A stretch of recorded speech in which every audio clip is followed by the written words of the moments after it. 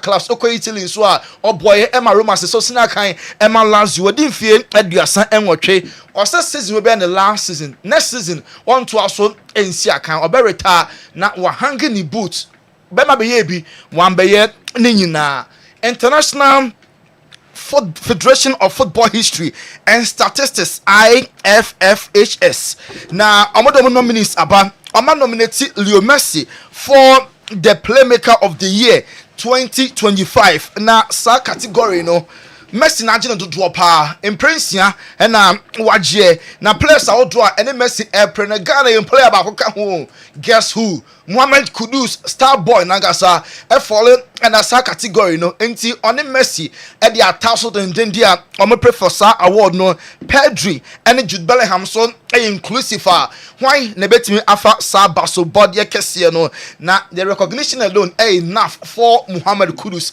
since we Spurs omo blow hot and cold nanso Kudus ne modern mono enye bad cry omo say the last bare 4 matches on shutdown to atna and assist no so minus Kudus from the onset waye adwuma ye papa and about 1:30 it was Spanish timer and Kylian Mbappe ebefa ne golden boot abeka ho sempe and did na presentation no and so because last the whole of Europe no na share goes to drop na Mbappe ebo Leo Messi abaso omo bienu boy Paris Saint-Germain o se wa won Messi esia campaign bia no obepe say on Messi be sia kan afeball because on my football easy the Messi ehia ne say obe making run won say what take off pass ne beba e ma won so aju tu no aju samba goals no ebe flow to 20 player bia ebe person on Messi enso ebe si akan afeball Cristiano Ronaldo ne na down for Piers Morgan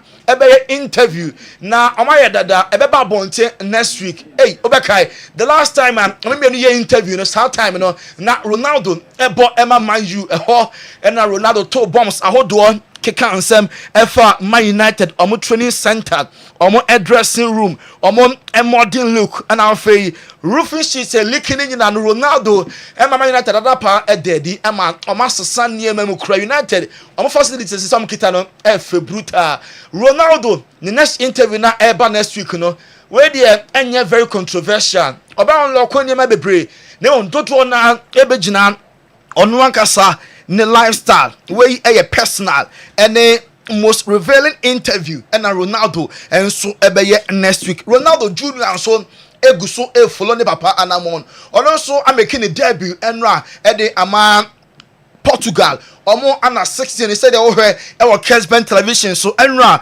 Portugal U16 omo any taking the ball Portugal share 2-0 90 minutes no so ye no and a coach yen such ye Ronaldo Jr. eko making a debut or share jersey number 23 ne papa share 7 na sa jersey number ne papa na de share ne koda brem start say or share number we nto no so koda brem nie ono so apeke sa jersey number nyame adoma ochina and mbebo another friendly game Portugal any Wales na ede ebeta so Ronaldo Jr. at age 15 no wanyaka na car no ontimi entwi nanso oye car owner den a meko rounds mama Kessben television on wey aye SUV na aye twin turbo V8 engine na aye 650 horsepower aye Lamborghini can brutal Ronaldo eba no at age 15 and 3 months car watching no na Saudi Arabia on the 18 na untimi ntwika or 17 na obetimi akọ or driving lessons now obtaining license at age 18 or 38 twika akọna 15 untimi ntwene so obetana front and na chire na ye driving Falcon to Ronaldo Jr. ne car and amohwe ewo Kessben television so ye wo to sie so a wonche tentene ye Ronaldo ba na car Olanche and amohi our Kessben television so yanko Barcelona so ye Barca omon injury update yabeka Lewandowski and Danny Olmo training with Barca omo team no other players are some be joining and manimu ya next week Juan Garcia ebeda goal e ama Barcelona Andres Christensen aka 2 more weeks no aba Rafinha 3 more weeks Pedri across 6 weeks Marc-Andre ter Stegen 7 more weeks na Gavi aka 4 months na ono enso etimi aba back yen to also na Barca so obiem Jordi Alba ana Ebo Hansi Flick about so say former Barca players ni nya platform na almost obia energy modern man Hansi Flick about Barca. Oh, modern money there was slow pa former players of Barca obia ebo coach no abaso ye pa Ruben Amorim Makasa the manager ye be say kwan ben of faso equipe players are omenye bi money happy henim say Man United players are do pi ebi mo emmo te se Kobe Menu Joshua Zeximo omomo kwan be na faso no mukasa na omomfa bufo ema bonti no so oh players na dey training grounds obi ya dey pay training dey also ko bi atimi ball na so ntimi select obi aso mbra match mti eto da bia na no player na kasa se otna bench ni kwan se ne bu etimi fu Ruben Amorim Makasa. We have time to suffer with that. We are going to struggle a little bit, but we already knew it's going to be an opportunity, because when I watch the trainings, there are players they should be playing, but it's hard with one game to take some players from the team because they are doing well also during the training in the games. So other players are going to have the opportunity to help us. They are understanding the way we want to play. So if we are improving on that, the change of characteristics are not going to change the idea or the momentum of the team. But let's Ruben Amorim, Man United manager, Anna Yatin and Jeremy Frimpong, pro Liverpool Australia, right back Netherlands, you know. I bet to feel almost 6 weeks on team Sinakai and Liverpool club na free injuries. I hate Liverpool year papa. Juventus are now so Luciano Spalletti said, "Oh no, any new manager are taking over from I got to do now. Didn't actually players no." Kamu hey a car the new manager for Juventus eba a year training complex so manager on and a SCF free can was signed 8 months. Now after 8 months, no more near home activity additional 12 months. 1 year the coach no ebet me asan so I renew. Now since 1929 and 1930 year coach wa coach Inter, wa coach Roma. I coach Juventus Serie A animal apart from Jesse Cava and Claudio Ranieri the Tinkerman says next coach why Sabako Claudio Ranieri. Now Juventus fans say coach ne tattoo be than home or the Napoli 4G League or the G League and agenti na okoye tattoo the to and nsaho na last match ya obekaye say Napoli the last Italian club obe coach obeko national team afterwards on coach any club side. Now, so afu 2025, you November ye start watch na October ending coach no enyaba Juve enti na no kasa no ana enhance no kan ye match so apart from Napoli on coach any club side, but here we are Juventus for announcing say ono no new manager fans na say sa tattoo no e show mabufuo pa one paper na ni mu ya or the Napoli 4G League are fine name tattoo we there omo ni nyun ti fans na call say manager no on paper ne tattoo Trent Alexander-Arnold ebe start watch na Real Madrid and Valencia match now basu La Liga and money more so any dia and against Liverpool midweek our Champions League no obesan so abonnem 70 and convince Jabi dia and Fede Valverde ebe right back obiem in a Champions League game man Madrid energy verbal into Trent Alexander-Arnold opportunity aba so ochina obetimi right the wrongs no watch just a right back no obetimi aboniye Jabi Alonso corner the Jose way Liverpool match no omo ko training our Anfield match day and I'm cost stadium only say UEFA 4 I remember say a day before the match I was say home team nya access to the stadium number home game no and home team be provide stadium number omo Madrid decided Javi say players no call ya na omo come hotel no one player call and central for share mu omo be stadium mo be ma just say match day omo entry ni said ye UEFA mra and so esitie Jabi Alonso say problem be any between no any Vinicius Junior Vinicius the apology by afterwards omo say okukuamu akansan bia enti case no close no more Vinicius Jabi yebisa questions daily yebisa omontam ne dia na manager na ne our presser head of Valencia game about watch na 7 p.m. the manager na say case no closed bibia ni ho am on Vinicius and so Lamine Yamal na nkofo 24% konkoye surgery na ni pra no enka omunyi mfiri ho na ne ho enton fully na omobo na nso Lamin any Barca for no embeso be take side decision no sa season e ongoing oye animonumia surgery enya ade a no so ebetimi abo Eric Garcia ebe stand the contract with FC Barcelona na till 2030 24-year-old formally na obo Emma Man City onya ntete o Barca no san so back to Barca ne mo de mo no omunya na omuma no si akan bi a o kire se oya ade Eric Garcia contract with Barca ono enso agree akaso be sign na di no enso ababa ye official wey eso ane agina na yakọ pem sign Cement Vital agan hon krato na wakotie pape ye de mo won ko focus nsem ebeto aso.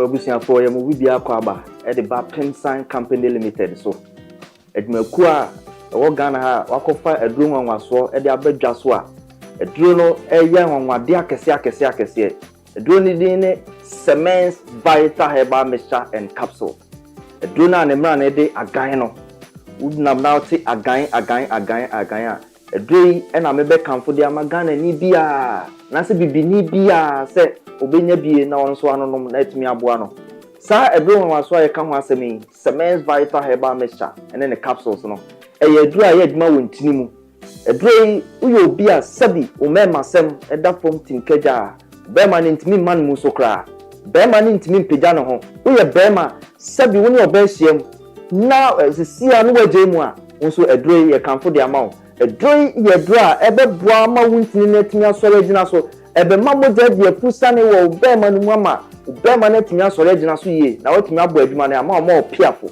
obi bia sabi oni atenka so yo ba so ye bema wuhia edro Cement Vital Herbal Mixture and Capsules anemna ne de agan ne bi kona koto binom watenka ayira na tekopra kona koto edro ne bi nanom na bohu sabi edro no esi ye adwuma sifa afei wuye ne to nchen sabi obi wo hono ma pichikom o how pa kese pa so yo ba na wo kom fichire na se wo menses na ma be yi a edu ebe boawo eye Cement Vital Herbal Mixture kona koto edu no binom be ma wo fichiko no bibia ye kama de amawo afa so wote yawo wo fichiko mu a edu ebe boawo eye Cement Vital Herbal Mixture and Capsule afa so obi wo ma sabi wo akoja ne nan no na moja di akire we oba na otisa de bia hu moja no tieniye pa se moja no ye gon bright red we no ka se bright red a en na se do betimi abo ma moja ni nyina to atwa e de ama okra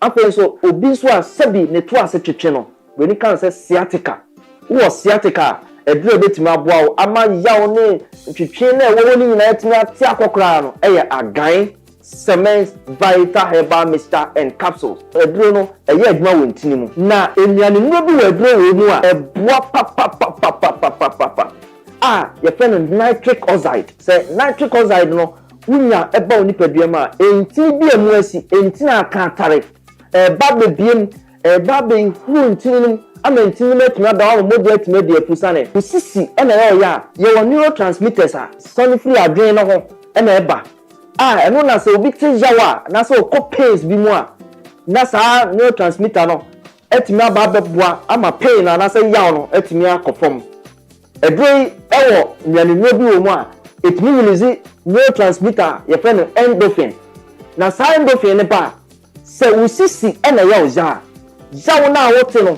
ewo usisi mu no edrei eba be stop ni nyina yisu dopamine na be yi yaw ni nyina afiri wo ko e de amount enti so sisi yo ya edre wo so nom e ya agan Cement Vital Herbal Mixture and Capsules edre age award yenim de ye ka ho asem no 2022 best waist pain product of the year 2023 edre age award e fasisi ya de ho 2024 ye sa hwe ni musa afie di anim nyina so ye be sa age award no wo ye bema na wo pese unyina so no gina so peme wabla obenu medro no sima kakra bi ati a frɛ number no a egu screen ase no o frɛ number na ye be no be kasa kama ni ato sedi obesi anu medro no na enu metumi aboa ama bibia ye kama ma o afa so ba bia benya bia to no ye di egu screen so na emom tie ni ye pa sɛ wowɔ Kumase ɛne ne pattern wowɔ store wopɛ sɛ wotu bi tɔn a baabi a ɛdi kan ɛyɛ PFA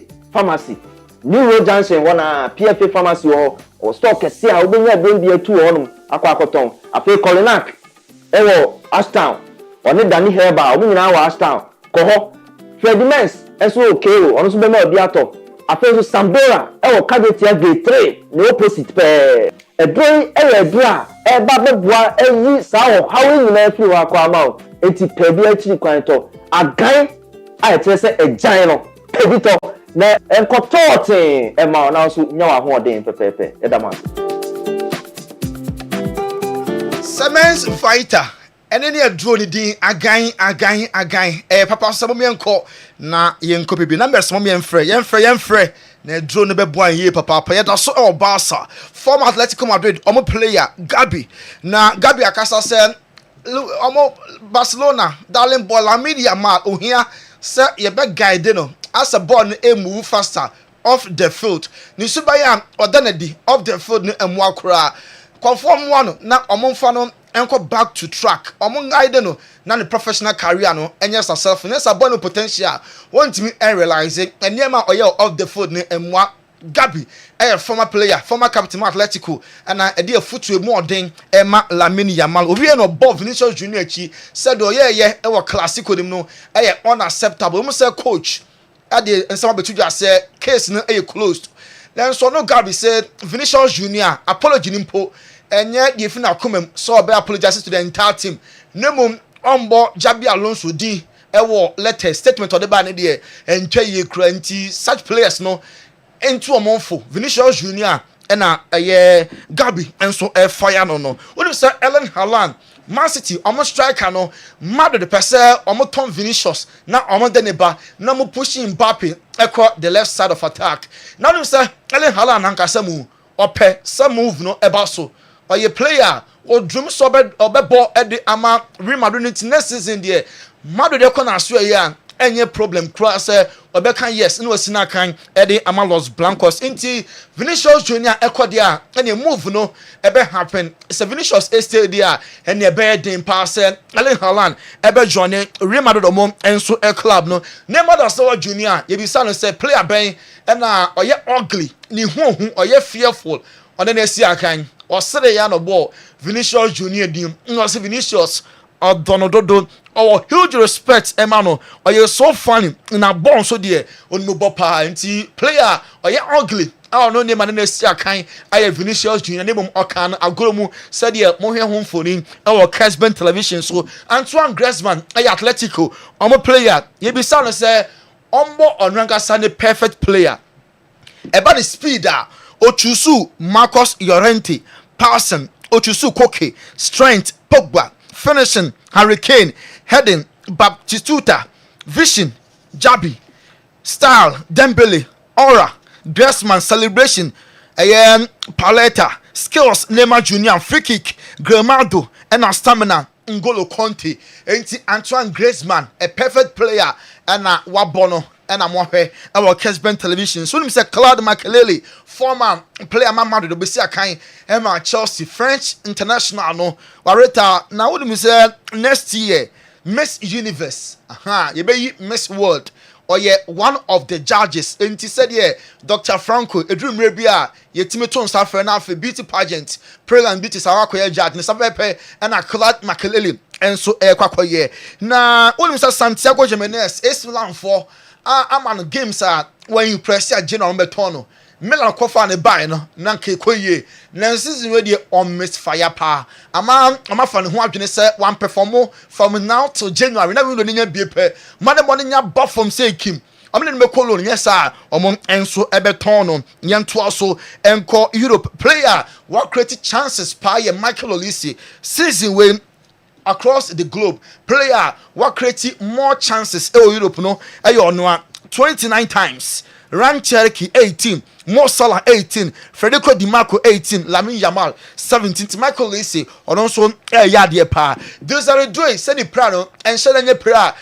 who said the bar first ebeto dwa no now so yes late December and early January and this are doing PSG player no ko prayer 1-1 against Lorraine no ɛna ne mu nkyerɛmu yɛde ɛba ɛwɔ Kessben television so Enzo Maresca ɛpɛ Chelsea defensively yɛ better ɛhyɛ goals nanso ɛkyerɛ hɔ nwunu papaapa Chelsea ɛkyerɛ hɔ ta na concede goals ɛyɛ nie na concede Enzo Maresca ɔnyɛ happy with how Chelsea players no leaking in goals na wonim sɛ Joao Pedro and Andrew Santos, two players are ahodu William Estavao down from day one about Chelsea. Abuano Emani integrate our Chelsea team anymore off the field. Nekasa drawn closer to now Chelsea maybe no Chelsea now Wabano Nema Eko Yampa and the money we also dear William Estavao watch there Sebono Unmubo ye papa. Mohamed Salah Saudi Arabia phone said January the Babatum. Yes, I dear summer. Enya Salah now oba the league ni ma league no image no ebe sanso apeja the Salah echi for about 3 years enie Salah nko season when ebe Salah last season Europa na because Saudi for no eni abre ye papa Real Madrid Santiago Bernabeu the be Christmas way programs ahodo concept ahodo te say baba yara on say the ine wo challenge say ye the field no e ma han nanso Santiago Bernabeu in phases almost 16 different pitches, different pitches. Almost mean at the Nieman Sessa Park and so Bobo stage a whole one qua inside the stadium. Almost event centers a whole door a whole on the Bema High Christmas programs a whole door a bed generate enough money at the Ama Club no and also and a matter for Eddie Abba Bonten our Honomo. Young to also our Pearl Manson or your former players is all in some trony and what did you just say okay on the 19th of September say Arsenal enya 4 points will game on Man City and Newcastle be say can 4 of the maximum 6 league no match ampa team enya 4 points no just say league where you be no wa obetimi age every Arsenal for enso ensem Ethan Nwaneri say we no nya ye Carabao Cup against Brighton 6 matches concede goal October no ebe boost players no confidence subsequent games no timi edinkunim Arsenal form no league pe any other titles no enso etimi age Lewis Kelly say ball no onya bi mosa nanso otwen for the time otroni prepare chance ne ba no ateki na o very short season enko bia e marathon matches pure ho onyanto boase na managers no na man time grab opportunity na we deliver Arsenal club no Didi Hamann a former Liverpool player Germany need the football a countryman for in fact say on pray na on Cologne because Jabi Alonso and enim how to use him on pray na on free Liverpool and Cologne mad to a person a ball no sound so eba esuru bi ma God for other Roma and if fear that questions na be gumu brutal into for close on some way eso ne yegina near DSC. Questions no abegum P enti yedebesia na fi ya bomode na ya nkan questions no bi e de agu ho e de amamo momfa foforo emra yenya more but mo de ba yebehwe emuna ye de amamo GCB your bank for life. GCB your bank for life. High sense everyday prices for everyday people. MTN everywhere you go. Milo, energy to go further. Toyota Company Limited, Ghana drives Toyota Starlets. Ko Toyota na koto pata huduano enyina. Affordable price in a very affordable. Sanso and Amuamunim say a hodi original nkwa na ye ton wo bo no wo form enko ema yemfa asukwan na ne wo achinchina.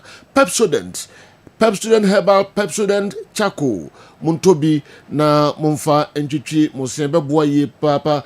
DSTV, your home of entertainment. DSTV, your home of entertainment. Say crowd 5 major leagues nyina. Omutre ewo DSTV umpewe na ope dieben Jabin Rural Bank, the best rural bank 2023 Chamber of Commerce. And edisa basobodi ede Jabin Rural Bank Ghana hanyina afi 2023 omo na ye the best rural bank eni omo eni juma na enyadia obenu ho eda BOG Clinic Balm of Gilead Clinic koho na kosa ho ya ye de how bia no for ni kire Balm of Gilead Clinic ho ebeto ntentem ejaba jewelry Herbal Company Limited, Pimson Company Limited, Gengiment Dental Clinic, ɛhɔ ɛna ɛsi ho adwuma nyinaa ɔman mu mmiamia ahodoɔ ɔmo ɛna bɛyɛ ama wɔn 10 Jackson Herbal, Kojak Pharma, ɔmo product no nso ɛyɛ yie papa. Patrick Natural Herbal Clinic, Otria Herbal Powder, Divine Hope Herbal Center, and Akofa Otria Herbal Powder, Ede Aba. Easy waterproof paint. Easy waterproof paint. Also no more leakages. Charistic Ventures. Piwak for Nakofa 3P garlic mixture and so aba egaso. Kingdom Herbal Center and a day a Kingdom garlic capsules, Kingdom ginseng power capsules, Kingdom co-bitters, Kingdom tremendous capsules, Kingdom no challenger. Frana Smart Solutions, empowering your smart life. Bayport Savings and Loans, your future now. The luckiest. You have the chance to change your life. Luck is everywhere. Sanso and a Tonchi Herbal capsules. Eka ho de dendeng na the Midfield Action Programming ya de Bremo. Ya Kamfo Executive Herbal Hospital. Sebet dote ahimfie ho na yes hospital e oboko na ho kala no kwa different kra. Ebeyi ne ho ho nam sa kwan so a Executive Herbal Hospital Sebet dote kohwai na screen ahodo a ekoso ho ayaresa ahodo a ekoso ho no enye asem ketu akra ko na kosa ho yade Ghana Herbal for Dr. Amegashi Bamcho Spiritual and a Herbal Center or social form free beyond the arena Fabiano will be front tentem at the amount say mildness and opa Bamcho the air camphor was sports programming so at the amount a genie mildness a creamy a delicious a tasty a day papa Bamcho usalata hodua udi sandwiches hodua u burgers u kebab u friday amni nyoma hodua ya the mayonnaise edinina no they come for the amount a genie mayonnaise kan ho na enya dia obenu ho so you come for ma no so okotoye Max buy save big time with Max buy about your Infinix phones aba edwaso no types ni nyina omo na akofa aba TVs na afei refrigerators home appliances ahodo nyina ko Max buy echeye papa na ne bo no so ewo form Max buy save big time with Max buy we na yegyina so na yakofa Niwat Scientific Herbal Clinic crowd to kakra aba na aba beto aso de ama na ejuma bia yedia ne sɛ yebesiesie wo sen na yɛbɔ wo sen ho ban ama wonum enso ate anase wo sen animonyam so afa ne ntoma pa afira Gentleman Dental sɛ oba yɛ clinic wa enema bi Safari Makwaba eba Niwat Scientific Hospital ye a team of medical scientists aya create boom near the infidel maso eye adwuma o ya so ya hasi ya so ha de nyese oba ya sabi ni atam edu de amount say de kokono na emu ye do to afidie so me afidie ye omu hwehwemu me ye omu adepote ya de ne brewo na se me omu enya ya re na di woni badua no so te be che ya na ma wa to ya re ase ko de edit ni say se ni bebe ase o ti wo ya re ase a utimi tu ase ntem oba Niwat Scientific Hospital a Dr. Fobi su adwuma ne say enubuna eninu tan a obo ade ede dumye no yenye mu hwemu na fe enwenu akasa wo ma friends phytochemicals no ye extract say enwenu no na yemfa mfremno emfa emao ebi a kidney no yare abem kidney no essay yenko na Ghana ha ye de take ahaban ede dialysis a kidney no say akodu se den kura no a nyarehemu na nya didi na fo ni kirem e woni Niwat Scientific Hospital bofra ban eboye ama wo diabetes ye de bofra ban ene nyama bi efra e de mawo a ebebo ma diabetes na o sugar e kosru pii no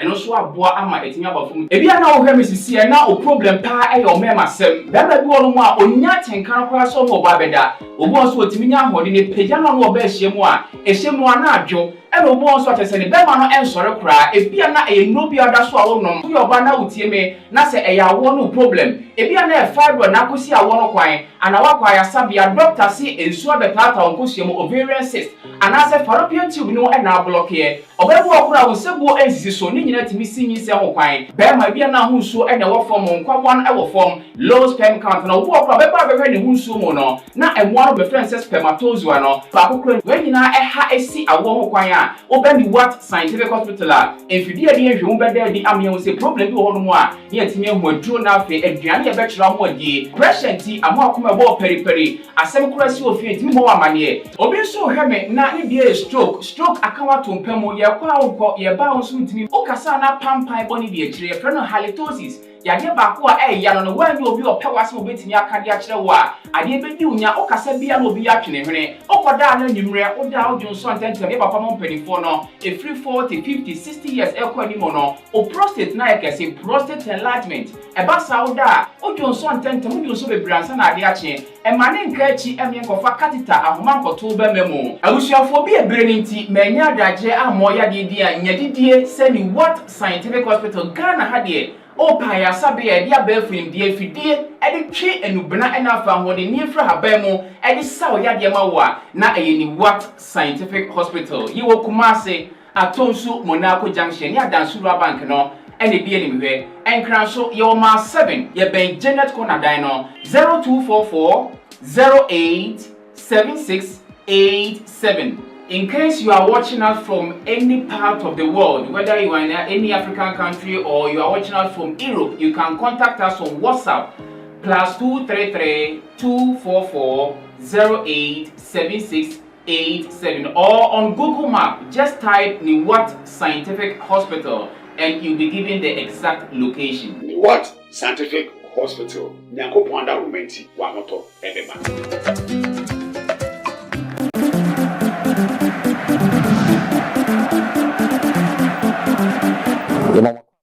Gentleman dental clinic yedumadi ayedi ane se yebesiesie wosen na yabo wosen ho ban ama wonum enso ate anase wosen animonyam so afa ne ntoma pa efira gentleman dental se oba ye clinic wa enema bibiri na yeye efa nipa wosen ho ene wonum oba gentleman dental yeye consultation and examination services problem ben na ekoso how ben na ekoso wonum na fi wakire anamo a ewo se utufa ho na itimi eboa afi yesan eye cleaning services oba ye profession mu na ye scaling and polishing se ebia enema bi ahyehyehye esene mu se bi okasa etimi mapampan ene ade eba mu oba hwa etimi ewohoro wonum eyi saa enema ne nyina edi free esene ase esene tibia na asesa no esan fa ne ntoma pa edi fra obi wo ho na tokuro ato ne semu anase ne se no eso ebubu anase wanya fracture esene nkasa ebu eno etimi eye failing enso so na ye de amawo anase ebi nso so na obi wo ho wabase ne se no watena se ama esene ase opese otu ne se no eno so ye frɛ no extraction oba ye extraction service no so yebetu oseno edi amount afi ebi wo so na ne sen wanya missing teeth ye woni si no ahodo bebre ye frɛ bibi se dentures no eye de utimi ehye na watimi asan ayi wemu utimi yi na wasan ahye eno ne frɛ ne dentures no oba gentleman dental ye ni nyina bi wo afi ye wo fixed one no anase ye ta frɛ no permanent one no eno so ye si a untimi entu bi eno ene frɛ no PFM bridge anase PFM crowns eno ni nyina no oba gentleman dental ye ni nyina bi ewo afi so ye wo bi se braces ni ese oseno kwan de dem anase emu atetete bebre eno no oba yetimi ehye braces no within some period na oseno asan akurusu kama na ma oseno atimi ayeden anya ahoden afei obi pese oye teeth whitening o pese odi don hwere bako pe eye oseno fitafita te se de o ne di so da oba gentleman dental ye beye oseno fitafita e de amount how bia eni ho abefo kwan so na ye de ebeye e de amount afei obi pese o share ne sin gold silver oba gentleman dental ni na ye gentleman dental clinic ye chia kwan enye yira kwan kura ye wo Koforidua Central Police Station enchenwa babia market no ewo no ufri abronsan na new story building na okọ Central Police Station no Gentleman Dental branch ba ko ewo ho na udru enkran so aye wo nungwa usi nungwa main lorry station hokra na ofra nurse ba ko ba be fa anase station nachi authority street ne so Gentleman Dental branch ba ko ho na atomic down dome kwa benya runabout no so ho Gentleman Dental branch no ba ko so ewo ho na udru takwade pipe ano traffic light na ewo pipe ano ho no obefa kwan na ekọ Dr. Disco Junction obepa junction no kakra ko wanim obon say OGN Bank no ewo ho ye ne OGN Bank na na wo the same premises and na kachiman so ye wo magazine market kwan no so ha onsa nifa so ha Gentleman Dental branch ba ko ewo ho anase opposite AY Ahmed and na udru Kumasi Abrepo Junction Total Filling Station wa traffic light na anihwe G runabout no wo free Total Filling Station na ya bron sign no na edi ho direct opposite to the Methodist School ho and na Gentleman Dental ye wo Tamalin so ye wo tishigu wo free ya bron sign na wo call MTN main office ye ne Tamale post office na edi anywhere ye adwuma free eda joada kopem eda memeda Enuanum ni adofo ye frɛ me Dr. Dawood me na me da Dawood Herbal Hospital ano na enam me so ena ne Dawood ointment Dawood 360 capsules wodwa manso a ene obi adi hu adanse na du wei edutwem Dawood ointment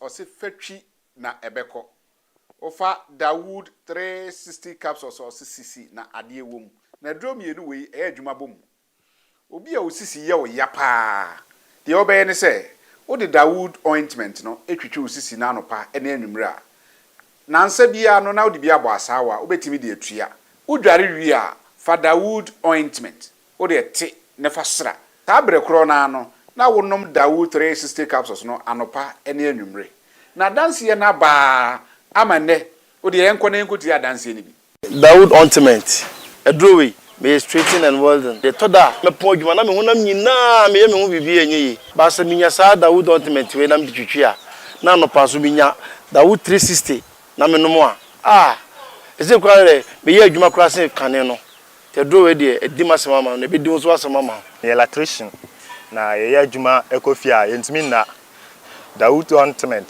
so ye adwuma na obra okodru fia fa twitwi ade be che no na wo hwa ye den Dawood ointment fa twi keke na ebeko dura me use mama hode pa ma metimi gba adwuma bibia e kama e ma me ye Dawood 360 capsules and a Dawood ointment o memre we no na do we no so twitwi wa aposo e be ma ya oni nyina afiri o ma de che o timi be gba adwuma Dawood ointment fa twi na ebeko da bia amafo company da wo ka musa akọ spreader mi secret na nu ani ebudo na ani Dawood ointment ene papa mi sole anopa mi di twitwi mi sisi achi mi babia he mi ntebre secret ni nie ti so person te samia we use Dawood ointment that is the secret of my taxi driving me a transmission gearbox specialist adwuma me ye enkan na me pega ade a na me nsakura antimi pega na asa me ma ade so na lock me sisi se free se me share Dawood 360 capsules and the Dawood ointment aboa me bebre the dry man so amente ya mente bla bia obia momodin so betimi ape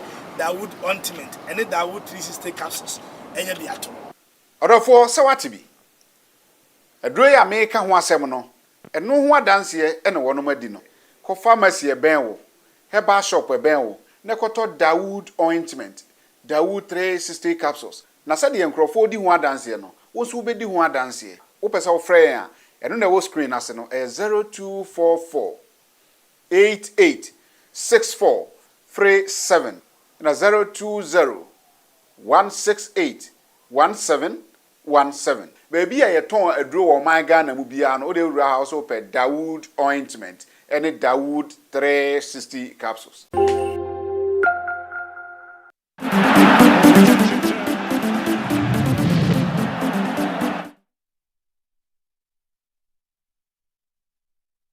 yakodi enkomo kakra enso abaeba questions no abegum more na fi yahwe mo questions no nyina na yadwenkyere aifa questions no nyina nso no ye de abremo Kessben television Kessben 93.3 Kessben 92.9 Accra mo monitor program no so live ewo DSTV channel 364 Go TV channel 121 afi Kessben TV Plus yo ho enso live pamcho nye honkwa Kessben 92.9 Accra nimpotem ho nyina no unsa ekayen live YouTube Facebook yenye na ho Kessben TV me Kojak farmer na me ne okoji abo akodi komo kakra na ana soja for mu nhia wo ho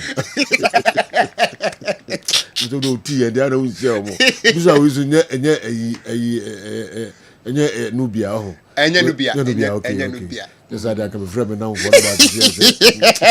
Sa gold na da bia oba na afi da unse gold a chere biom kra na ha dwen kakra. Gold na me adom a Friday me de beba. Friday oh.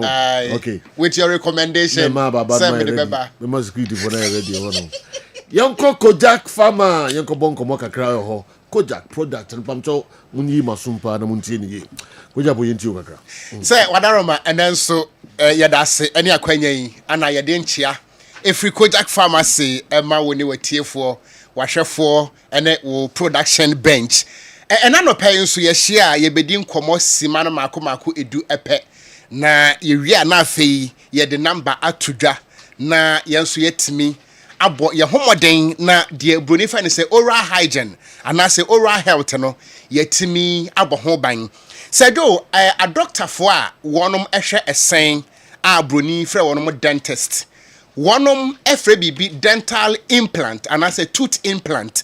And they say we simbako and from so ba home na say you two every hon more. Ye be two every ho na ye de foforo asia nemu nti ye friend say tooth replacement. Say we best san we seno we be tu na de foforo asi ho. Wono de na dwuma ana wo ye agine sika. Nti nka won de nka wonya ye e bia nanka wo sine nyina tutu anko pe nanka wasisi agine sika. Nanso wo mo a eya wo mo adwuma nanka eno na de wo mu sika eba no wo mo se tu yefo se yese no ye hwe ni yie efiri se ye tu natural one anyankopon de ama wo no se wan hwe wo sini yie na ye tu efiri ho na ye de artificial no esi anamu a ahyase de efe nanso no broni frɛ bibi long term complication wo how e wo hono mo a dentist wo mo research a conclude se ye tu wo se ne de foforo asi ama wo a esanse enye natural na enye eno na odi free yefunu mo ba ye nti no ebre kwa animo no wo benya esunsunsanso ne bi no ene se de di nkan broni efre bibi persistent numbness se ebia wabodwe ene wano ebeye titiriti sa na research na ekire ebeye titiriti na nipadua no se ba bi eye titiriti ana kire se blood flow akate moja entumi nkoho eno nti wonte yaw unya feelings bia e was a particular sport na nipadua no ye ka ho asem no afenso persistent pain and discomfort research any dental research ekire se ye tu se no to fom na ye de foforo si anamu a ebre ko animo no wo bete eyaw kakra ebre ko animo no onfili yie efiri se natural one no ye tu afiri ho ana ye de foforo asi anamu enti odofo se wobeko aha we nyina mu dia ene na ye nanano mu akanfo se ahodaso no eno ene bema yensi ano kwan preko na yankotu yese no ne yamfa foforo ensi ne yankom ekwan obefa so obebo wo se ne ho ban ene se ye kasa ya no entwen ema kaka no unya feelings wanya kaka ansa anase entwen ema wo se ne problem ne mansa ye mo ye se ne ho ban to ho preko na sa problem we no ene sa long term complication we no yankom broni kasa long term complication na kire se eye ohawa nipadua no ukomu a unya mfirim ebeche pa eno nti na ye kasa ye kire mu se wukọ edwaso a wudru provision store wudru supermarket wo mo tonton sa anoma no wo traffic mu no a wo se wo pe Kojak charcoal toothpaste Kojak charcoal toothpaste ye de charcoal na ye de afa mfidiem ama FDA fo agye atom se charcoal de eboa eyi nkekawa efiri nipa wo se so eno nti wo pesa wo se no epai fita kama na wabomoden na wonsa atumi aka Kojak charcoal toothpaste me pacho obi ho no mo a hu ne se ne se ase aye yellow obi se ase aye green nti aba ne sa no a wo siri nipa mu a na wode ne nsa akata na no onye comfortable wo bra wo siri wo nipa mu eba ne sa nso a wo nkomodie be yeden efiri se obi a wode wano ebekọ na so ho no obetweniti efiri se emframakankan ne enkabone efiri wonu mu eba no wontumi ntie wa asam no kura eno nti bomode se obepe Kojak charcoal toothpaste na empa wo sene so kama enyin kekawa biada mfiri ho na afe no wo sene so ntimi na ho na timi regain wo natural color no a nyankopon ede wo sene wode ema wo no eno nti no eye Kojak charcoal toothpaste ebeboa wo yie pa de toso mienu aduane aye de no eye nwo anwa ana ye de eye adwuma eno nti no bomode pa se anwani anwona wodi ne definitely kakra ebeka wanum wo benya some food particles ne bia ebehyehyɛ wo se ase me paacha enya toothpaste bia ne betimi ayi afiri hwama wo use Kojak charcoal toothpaste wankasa wo teto brush so a ene no eye tuntum kama nanso wo di twi wo se a epae wo se ne fitaa ema wo nso wo se ani monyam wo sa etumika de etoso bia mo nso odofo temi ye wo se ase aye kuro eno nti wo se ase firi moja nketenkete ekyerɛ sɛ infections ɛwɔ wanum infections aba wo se ase sɛ one treat ni yi a ebetu wo se na to fam na wo se nso ba kutu a me paacho animonyam no neso ate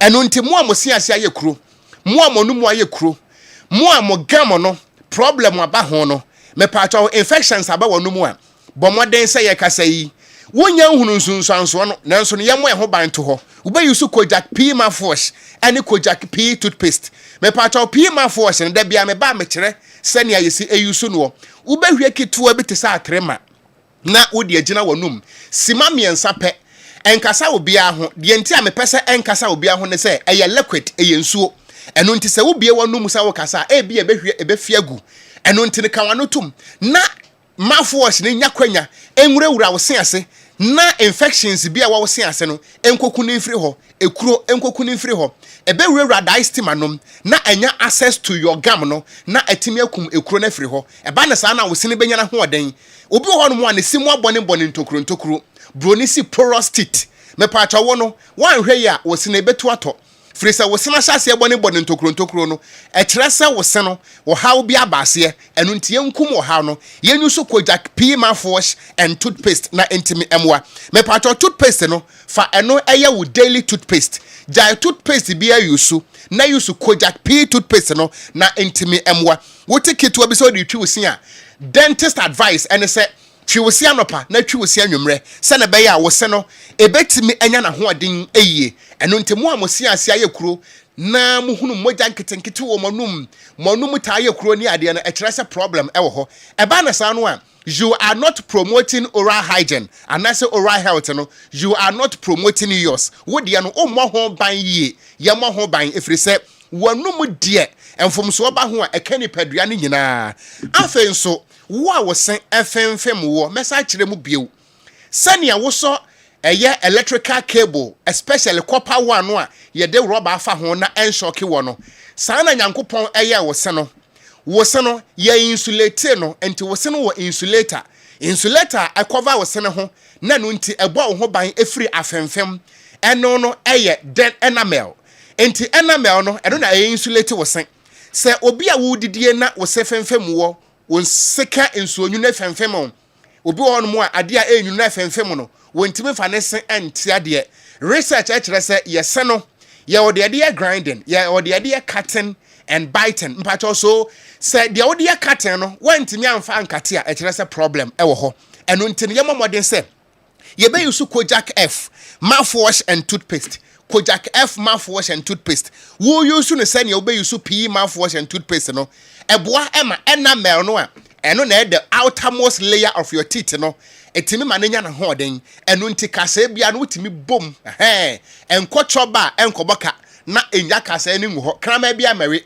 bobɔ wadiem na ho den ntimi mra kama ɛno nti no eye Kojak F mouthwash and toothpaste afen so emofra de eye Kojak kit na kyerɛ sɛ mofra ɛno nti ukodwa so a obatan wo bɔ wo ni wukunu ese ho ban no na wadwene oba no ho yewo a lot of school nkwada wo mo ntimi anwie school because ye de ne se esre no ye huru no eno nti wantimi anko bio anopa yi wo ye obatan atemiye ko provision store ho ko pharmacy ho ko traffic mba bia wo nam a wutie ye no wo se wo pe Kojak kit toothpaste na ntimi mo awo ba no pa numbers mienu pe ana Kojak ye de eye adwuma me pato 0531 0569 945 0531 069 945 and 0531 07 20 and unti say ye ja hona yakona no wadaro ma wompanimfo ato aso no mmeranteɛ ne pii no a te sɛ bio yɛbɔ aphrodisia ho dawuro de ano di akyire ana mepɛ sɛ me bɛrima yɛ kɛseɛ mepaacha wo bɛrima no bɛyɛ kɛse bɛwie no na sɛ wo sen sɛ bi ayɛ dɔko no a na ɛno no hwan 9 months ana ɔde kɔ akɔfrɛ no nsɛmpi fɔm ho no obiara dwene ho ɛsoro de ɛnwene ho sɛ nyame wɔnhyira wa no pɛ ka ho na obadwene soro ho adwene ho yi a ɛno a ne kojak product no ka ho na use bi fɔm bɛyɛ yie ɛsoro nso ɛbɛyɛ yie okoji aboy be da sepa no pay na e be sign no what transition yes sir and the kojak product no mombomodia na munto na edem baako ontai enhia wo hia bia be atunton sa product ni bia no unsa ebeka bi na fe wako na akotobi na aboa oye papa Kessben TV Kessben 93.3 Kessben 92.9 Accra yeyi edwa no afri ho na fe yankonkwa ena eno so yede ebebre mo questions no I ready e wa hanom Dwabin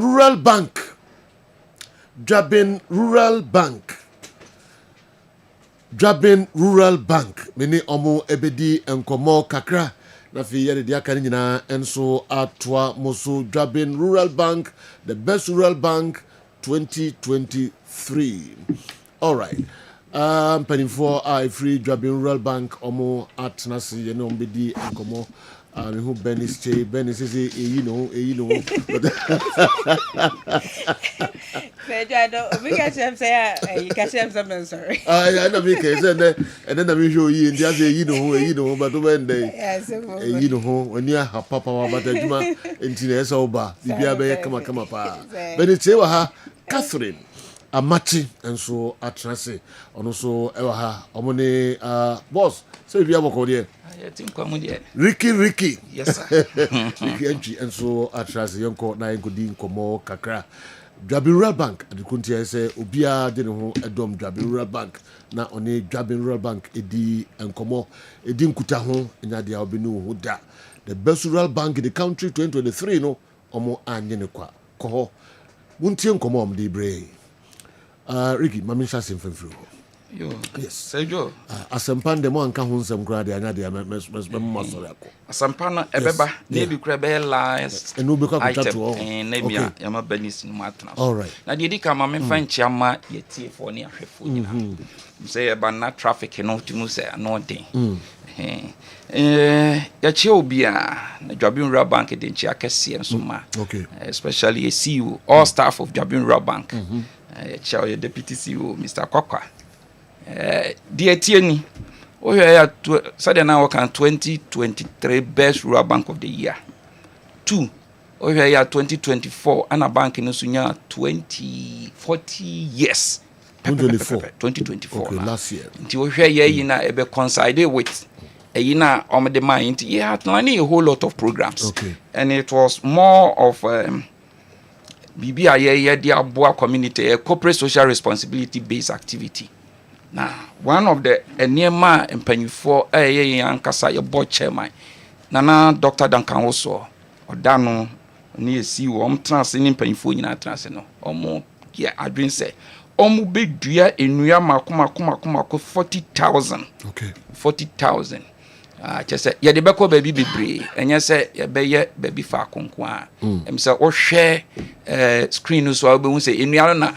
Yashasia ye de ebano enua we dua exactly 1 year ni so hwe we bia enyi kona na chese kwa anim enya se ye betena ha se bi ye dwa yanum na ye kasasa keke ye mom ye kanso aye ye tu ho anamo ti last year ye betena ha na ye kan bibi se Dwabin Rural Bank ye be dua enua 40,000 no ye anamo aye tu enu bi na mo hwe wo TV so 1 year ni yes ti enche bia o hwe se de o man no esiko niema bi activities bi a emwa no man no enkwanim ama yare atu asabebri because obroni free bibi say health is wealth you can Dwabin Rural Bank ya dwen your customers ho bie pa ntina ya say ene baby bia ye nyuma ewo bia no na ya branches wo bia ya behwe say ye bedue nua na ya timi dia boy customers ho ban even kajetia any what do you call it magazine se ba bi mpo ne ebenya na ye free say ye be due say nua ibi etimi abo omom ye nnwuma was this big market in ho ban ya Jobi Ramba we are committed doing that into omo hwe anim 40,000 no ye gusu a ye dua ekom all in the name say ye pese enipa nya hoden na omtimi ye adwuma na this can also be good Jobi Ramba ne ye bo ho ban ma no msanya ho mfaso enti se bre ye tu anamo ye kwa nim ye nu o community a eno nkire say ye ma ye beba enekura wo hwe adwuma ye san kodi free apɛ ye kwa krobi wo afijasi area ho that they say all in the name say yes I support hospital no the Jobi Bank there ye corporate social responsibility no ye the ko baby a kire say kakakra jam ya dom mode beboye no enye say ye de berenche ye ho ye be ma ye ya ye shepe ne customers nso aye den abre the community bi amohwe ye corporate social responsibilities ye be extend na say jo make obi nim ochina sem obi nim ochina sem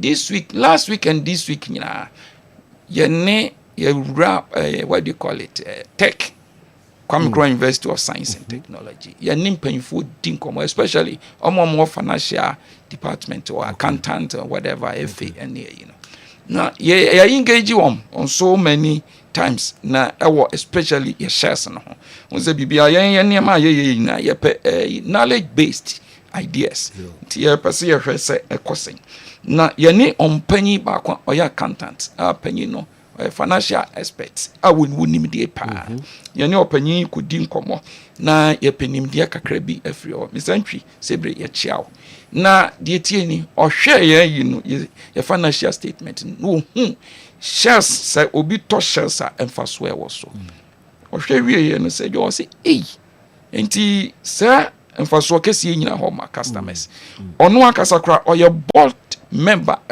one of the banks but ohwe dwabe ndie no say no it could even take them about 20 years before someone meet me adru baby dwabe edu no which means say auto shares wo dwabe bank emfaso na e wo so no e wanim bebre na sade ne ya kanu enye ye nko an ye nkoso ane ye hwehwe se obi bia odu sika ba be she bank nim so ba be nyankomo inse bre Jobi Bank ye tu ensafre obi bia na ye ka shares obi be ka se shares na any den shares no ye instrument bia otwa na so aba be ye bank owner and the bank no said ye tie no enya obakofo bank eye nipa dom bebre na se obeye member no said ye sejo ye buy last otop kesiye sa no nyame yadoma afi kona wi ya obehu ensi hu a ebe free mu ayeden aba kesiye bebre nti sebre eno an se 24/7 se opese usika ewo emam na otifie na sika ne ye adwuma na onya mfaso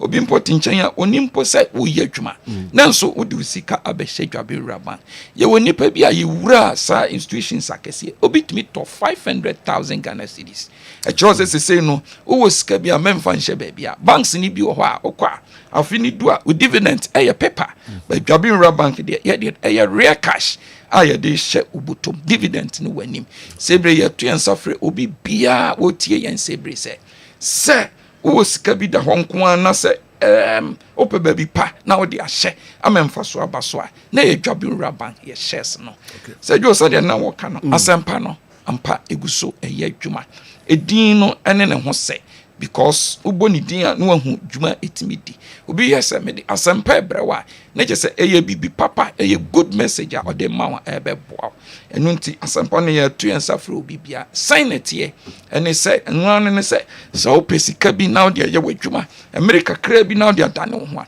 to anamo bre Jobi Bank ya so ye bia oba wo se ope asempa lo de man ye sonko na man ye dane ne se oba no enya dia oba betua commitment fee enie ebi wo loan mi begia obehu se yate ani we yente ani de toso obeji loan ye se fa collateral bra kofa asumasi na omesi enamu emam anampo se kofa odan document efa bra Jobi Bank asempa loan no entesa oba enu an se ye dia amount na yama America kradia koye adwuma se bi obi biara o page sika a odi be ye adwuma dia bra Jobi Bank your shares any asempa mema minia Benis ento aso Benis J Sergio he now the befa aka Ajino ho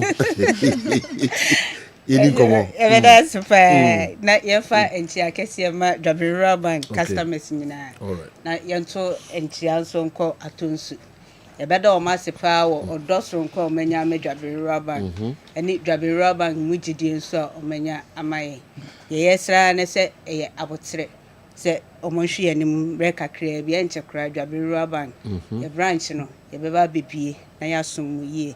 Mekyia me maame bi a ɔwɔ atonsu ma Cecilia. Ɔna da bia so ɔfrɛ me a no ɔkae me.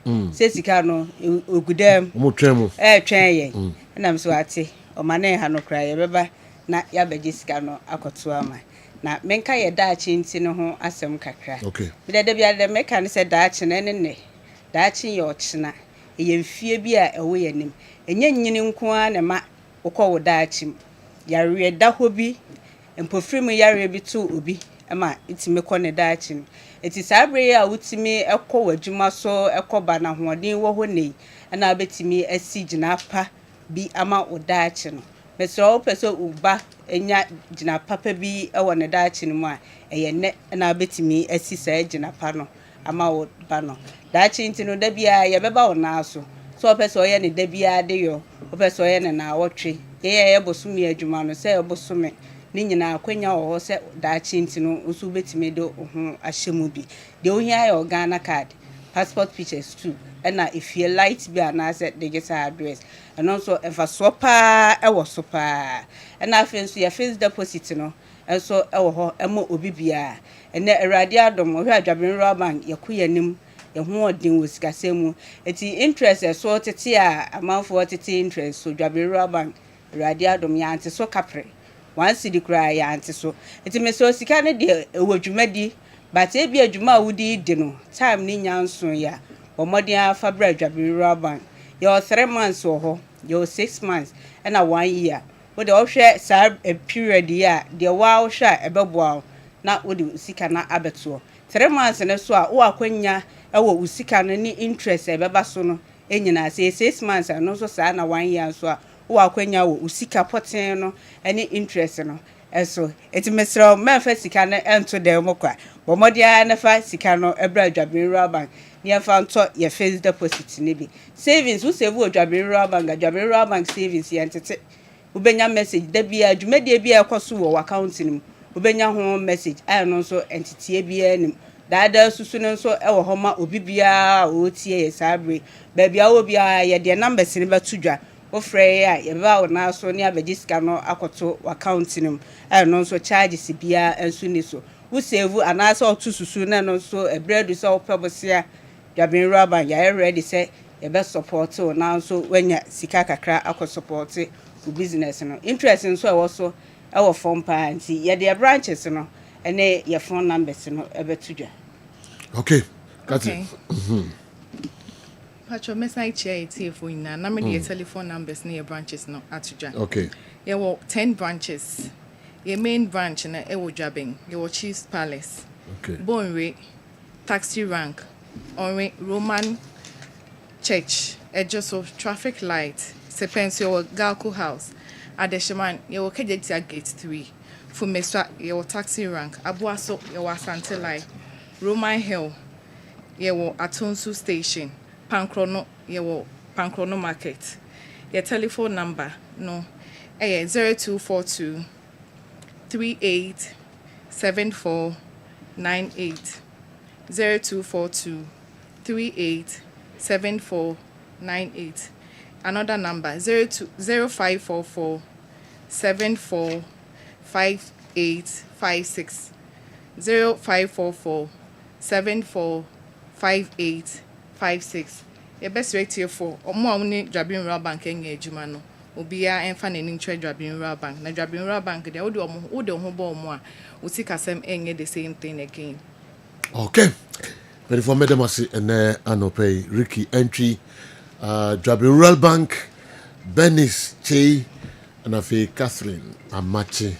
Nkomohwam amde abraya nim se mbedi so na numbers no mo afre na mo ne Dwabere Bank akodi enkomo fa ho bo mo me pamcho asempa loan no shares ahodo se ne ma mo hyase amoye no nakopon hira mo pa mate ndua na mo dua ne ade ne de enyasem ketu akra monkɔ so a na kakra ɛbɛba no monsan ɛmfa ma back to the society nyankopɔn nhyira mo paa ɛnya de ketewa koraa bank a wagye ato no ho sɛ ne nnwuma a ɔyɛ nyinaa akyi the social responsibilities no mfa nyagoro no odua nnua ne nneɛma ahodoɔ de ma back to the community nyankopɔn nhyira mo paa na monka mo ho na mo ne dwa benwura ba nkɔdi nkɔmmɔ na ɛbɛboa mo yie papa shares no mede mo awuram na mehwɛ sɛ de bɛkɔ akɔsi ama promises na manya firi mu nyinaa no mehwɛ afi na wieɛ no menim de menya nso de afiri mu yɛbɛdɛ mo ase paa for coming next week ɛbɛsan ne mo atrans biom mpamkyɛma momfa camera no nto bɛne so na ɛyɛ asɛm okay dwabe rural bank for ɛnso yɛ ne ɔmo adi nkɔmmɔ no Kessben television Kessben and sip on so afedie ɛkwan no abie ma menhwɛ mo questions na mo de aba no quickly na abidafo enyiya no ntentem enso emfa emamwe ɛdɔso ye mo dia na ye yi dodo no a enso afiri hɔ ɛde amamo all right 0551599933 mpamcho mamo mfrɛ sa line ni mamo mfrɛ me kan na nkɔfo frɛ da bi ofra enkosi hwie ntimi peke call kra free her. All right, me shase at the free night restaurant done any way and so a breye. Mami Shay. Also, Mikel Arteta, under all attacking managers in his career, and to some extent his football career. So why is he defensively better than his masters? Intina and also no. You better say question here the Abbey. Can Andy throw more light on that? Don Udwe every night restaurant. After 9 games in the EPL, can Andy name his top 5 flops that were signed in the summer transfer window? And what is actually wrong with the Liverpool team? Mugabe Edway Efri Mampontin and Ebeka Ensa and Anope. Good morning, the General. How many of the current generation of the Black Stars players have played in the Ghana Premier League before? How many of the current generation of the Black Stars players have played in the Ghana Premier League before? Edward Boachid we free Bantama and Ebrahim ne Anope. Me free Bantama no be saying ako Jamasi Caesar. Minsaka message ewa Caesar is saying, hello Sajo. Which positions from the Ghana Premier League has constantly appeared among the World Cup squads of Ghana at the World Cup? Caesar Jamasi. Me free Caesar ho. Me free Jamasi. Me besin akotamale. Abdulaziz. Anyway, free Tamale and Aba. Hi, Kessben Sports. How many times has Jordan Ayew represented Ghana at the AFCON? Abdulaziz Edway Efri Tamale and Abraham. Me free Tamale Abesian ko Cape Coast and ho Anna Philip Edway Efri Abraham. Good morning, sir. With regard to Africa's playoff teams, how many have their appearances been at the World Cup and their performances?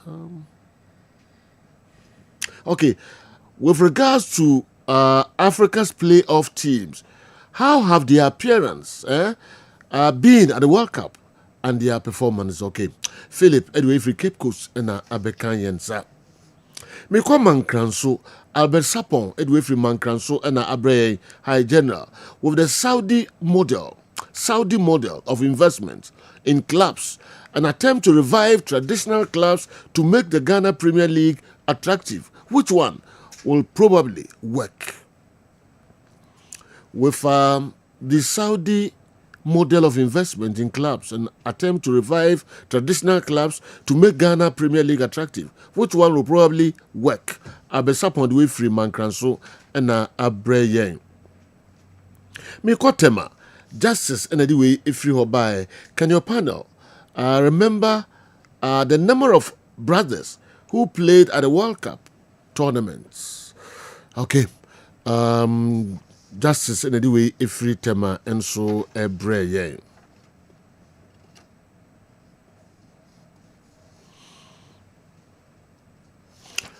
All right. We say by the time FIFA World Cup draw on 5th December, all the sports will not be complete. So how are they going to put the countries in the pot for the draw? Kwaku Suarez, Edway, and so every for UDS and Abraham and Anopay. Mami free UDS. Na menko good morning to you and your crew. I'm Jojo Bossman from Pobiman, Accra. Please, between Asante Kotoko and Hatofuk, who have won more trophies, both local and continental? Okay, now there also the Abba, I don't know. My question is to Andy and Franco Naro. Can Manchester United win the Premier League? And what will be the reason why? Lastly, why will they have to do differently? What will they have to do differently to be able to win, if possible? Today is my birthday. Please kindly wish me. Okay. Everyone say, Raymond Kisi, Accra East Airport. Accra East Airport. Raymond Kisi, my wish you happy birthday. Na me onyo kese wati na omo hobai and so. Amen. Good morning, Sergio. I really appreciate your fantastic team and job. Any odds for the investors this weekend? My landlord is on my neck for his rent.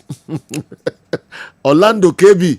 Anyway, if he say he Akatiso and Abreye, say he Akatiso and Akatiso. Okay. Akatiso. Okay. Akatisu, Sevi Akatisu. Akatisu died as a newborn is an angle. Achino, how are you, Manzo? Okay. Oh, Achino.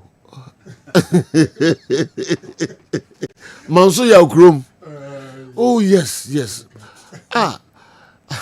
On the dim millions. Yes. Minim Koyan Faso Udibe Brisa.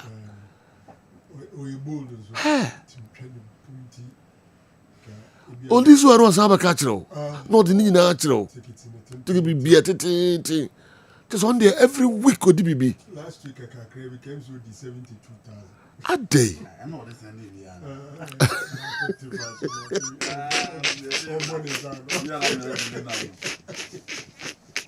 Hey, how can we? Now better than what Chairman for, Mr. Chairman for now. Last week I created the 72,000, right? Wow. Okay. Intina and also I don't know. Achino, Mansuya Krum. Yes, would deeper papa. I want Dr. Owusu Ansah to tell me the status of Nsuachaman Football Club. I want Dr. Owusu Ansah to tell me the status of Nsuachaman Football Club. Is the club extinct or still playing in lower divisions? Wofa Lord, Edway Free, Asokwari Koforidua, and Abreye. Please, may I know from Dr. Franco Naro? He nearly became a member of 13 and 11 Wonders. Where is the club now? Okay, Kofi King and I do free Yamuransa Abreye. Kofi King. We say 11 Wonders. Ewa Hefa, see. Never Ghana Premier League. Who do you was it Ewa He base he no bomb matches. Maybe also what the country only touch my one the only club no. Yes, and son of all right. The truth na odi no so Abreye. Ye chair Yamansa phone na.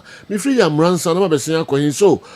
So after the former minister came and cried after visiting Morocco, they've not learnt anything. You ask your pundit, the state of our stadium, is it fit for purpose? Okay, Intina, also the Abba, no. So, what will trigger positive signs for better Ghanaian club football in Africa? Cecilia Chum, Edway Free Commander, and Abba. As I say, what will trigger positive signs for better Ghanaian club football in Africa. What you say? But I say me person me tia say a day in the bema who say impuntu ba Ghanaian clubs a bra ye see a kind international competitions. Okay. And then a bema DNA be ya a bema Ghanaian clubs are tumpon. Oh, Africa, yes. Okay. Cecilia Chum Commander. Brofo our brain anope and so I don't know. We say, can your crew tell the positive impact of our coach Zito over his predecessor? Arno Hoffman, Edwin Fiswedru and Abba. Wow. Positive impact of Kuzito over his predecessor. Okay. Maminko we and so namenje Lionel's Oko Sosi. Lionel's Oko Sosi. Crowfrom Kumasi. Lay on learned men give a clue about this question. In which year did football become a sport? And how many players were agreed upon? And how was the number of how was the number of players settled at 11? Okay. And then Modimbo Kusku Papa Lionel's Oko Sosi, why 11 and not 10, not 8, 6, but 11? So good morning. I would love to see a comparison between Hurricane and Karim Benzema in terms of their passing and footwork. Okay. Who do you think takes the cake? All right. Also the Abreye, no. I feel quickly. Maminko he fan bidum the abasisi here say me dem go di for a tour. What time will you be interviewing Kwaku Smoke on your show today? Kwaku Smoke or your show no sune? Debut. And I advert say over show no sune. Okay. We stray bullet. I mean stray bullet be na atofa. Okay. Between Van Dijk okay, among these players, Van Dijk, John Terry, Company, Vidic, Kolo Toure, and Cahill, who among them is not good in defense? Then Virgil van Dijk, John Terry, Kolo Toure, Company, Vidic, Magalhaes, Cahill, why not Sapa in defense? Okay. The next question, Enso Efrehifa, the graft, about is weed part of the banned substances in competitive sports? Weed. Okay, the graft. Anyway, Enso Abre. And the one who's microphobia number the football baby ana.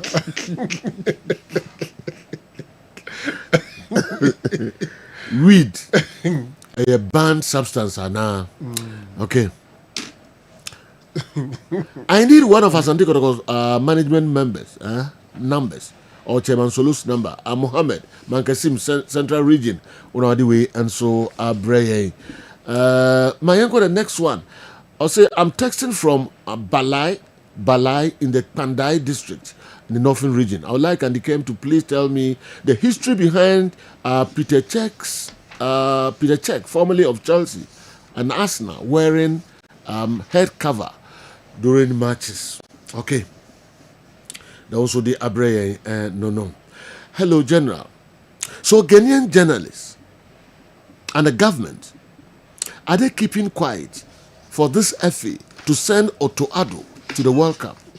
This is unbelievable. Rashid Abdallah, Edwin Free, Nima, and Abreye. You know what I'm going to do? People say, because I know most is it. More years behind. Be a Ghana central for any Ghana. More years behind. GF before do to Addo the Aqua World Cup. Okay. No be day. Okay. Ntina, the whole answer, I don't know. Good morning, sir. What do you think is missing from the Black Stars setup that has kept us from winning a major trophy since 1982? How has social media changed the way fans engage with sports for better or worse? Razak Amasaman 3 Junction. Anyway, about Amasaman 3 Junction. Wow. Has social media changed the way fans engage with sports for better or worse? Social media. Okay. In the first part, what's it? Whether from the local side and the foreign side, whether it's avoid locally and now avoid in terms of the foreign. A very open question. The positive influence of social media to fans' engagement, and I'll be to so I heard the negative impact of social media and fans' engagement, no matter the location you are looking at it. Okay. All right. The first part of the year, what do you think is missing from the Black Star setup that has kept us from winning a major trophy since 1982? Okay. Razak Amasaman 3 Junction, Daudi Abreye, no. Me free Amasaman 3 Junction, na Mako, Anefi, Kandahar Sunyan Zongo. Or say, good morning, sir. There's a big argument here in Sunyan Zongo, Kandahar, and it's about Africa's best player of all time. I said it's George Manuel Oponwia because he won the Africa best, European best, and world best at a go.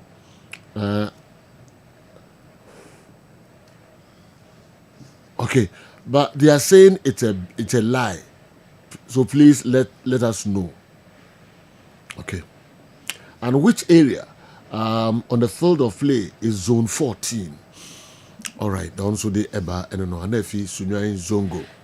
I don't foresee any Ghanaian football club matching the North and South Africans in continental football laurels in the foreseeable future.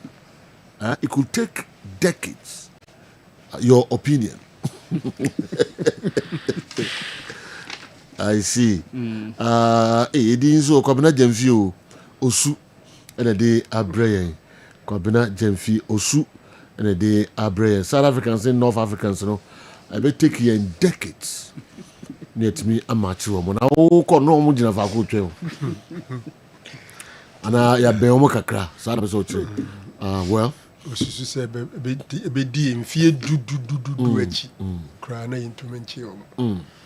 I'm from Nkranza. Why visit Rwanda? Written on jerseys. Okay, visit Rwanda. Didn't think that church. This is baby Uko Europa. Yes, Edintra Munchechro. Joe, what's preventing Nana Pinkra from communicating with the Kotoko fans regularly? Ya menu asafu ediaude aba enono. Ya menu asafu. Good morning, General. Let Andy explain to me why most outlets, when arranging the greatest players of all time, put Maradona ahead of Cristiano Ronaldo. Because I don't see him having anything ahead of Ronaldo apart from the World Cup, and Ronaldo has achieved more individually. Razak Ejuso, Deode Abreye, and so no. It's laughable. It's laughable. Kotoko management wants us to contribute our hard-earned cedis to the development of the club, but doesn't want us to know about their finances or the finances of the club, especially on transfers. How can we contribute? Mohammed Al Hassan, Edway Ifri Yeji, and Abrayan. It's laughable. The Kotoko management want us to contribute our hard-earned cedis to the development of the club, but doesn't want us to know about the finances of the club, especially on transfers. How can we contribute? Mohammed Al Hassan Yeji, Unadiwe, and so Abrayan. Sergio, when will the IMC be confirmed? Solomon Afiji, Konon Kintampo Unadi we are brain. A question. When will the Kotoko IMC be confirmed? And he wants us to answer. Ose. Or say any answer. So be what the home boy be. Okay. Never confirm what was say. Tono journalist into no no bisa into no one who answer no who be what to be say obi ot say nansia and next year so I question no bisa woni so woni person answer. Yes, because we in journey. Okay. Obi amatiti say e bia say na titi say matiti say. Okay. Ana Matias. Initial na Matias say say any actually da. You ever confirm it? IMC no. Everyone was a weird. Na you ever done na you? Which man?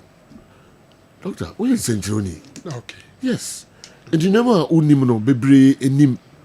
When be what it say? Na won sama unu bi ni we. Sama unu bi ni say da be dey confirm ya. O ma hu abeso mu ade we. Any say hu beso.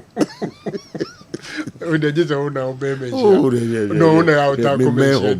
O na attack ko. Me meho. Ya be who say o na. Me be ahin bobo ano. Okay, o be ahin bobo ano. Ya ba be ye kotoko border. Ya ba be ye kotoko border. Mutimi tibi. E be kan sakwa no ma confirm. Mo nsama mo tibi ni. Na bubisa say da be na confirm ya MC. O na be ahin bobo ano. So no Joe so kan. Betman. Ko ahin bobo ano. But mensia me. Na so wa ahin bobo ano abe mensia. So yen twaso. Ahin bobo ano me mensia. Ni nkwa ho. Ahin bobo ano ha na no. What is it? Ku karum wa. Na so ahin bobo ano e dey nya din no. So ahin bobo ano so mensia. I dey no so mensia. Ahin bobo ano fi mensia mu. No. Se mensia no anka ho be dey e be to ahin bobo ano. Ahin bobo ano ye. Bobo ano ya ohini ne kwan no. Ano ho. Dabi ohini ne kwan no. Fie na wo ho no ye ho ahin bobo ano. Acha so ohini wura ma ohunu opia ohunu. Enti ho be ho. Ade na mo si edi zango we. Se wo na be. Ade na mo yesa. Na du fie ni di fi ko ohunu. Ade na mo yesa. Ahin bobo ano. Na du fie ni fi ko ohunu. Acha ohini kwan no ananye sa lete. Question we dey be ma. Usu castle. Area hono. Any usu ya de kro. Enu castle ya de kro. President betuma mu. Enu Jubilee House. Any environment. President betuma mu. Jubilee House area. President betuma mu. Hey. Wanya me ni andu kwa shadi mu.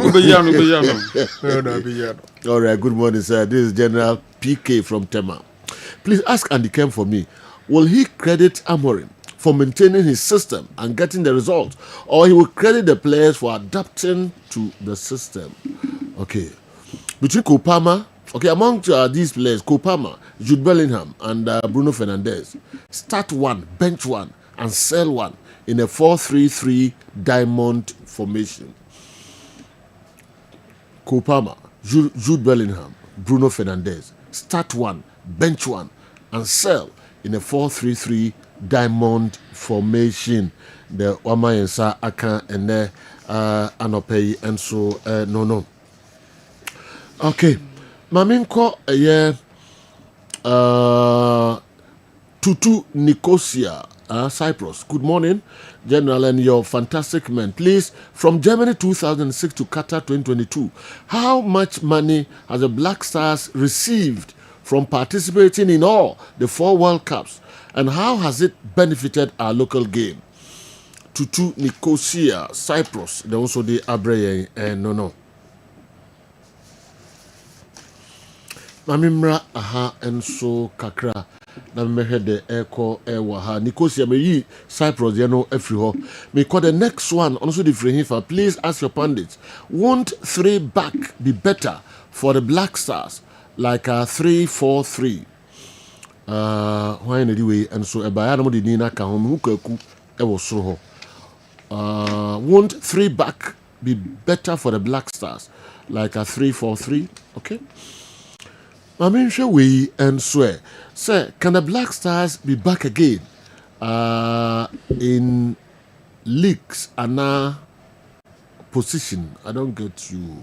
Lordy Timeless, as you say, Obuase, can the Black Stars be back again in leagues and positions? What's the meaning of this? Lordy Times, Obuase, mean to question. Could it be or can FIFA ranking near position in the FIFA ranking? Maybe I say a baby anymore. I don't know. Okay. Because sometimes back we got to I think 17th and 14th. So good morning to your unbeatable crew.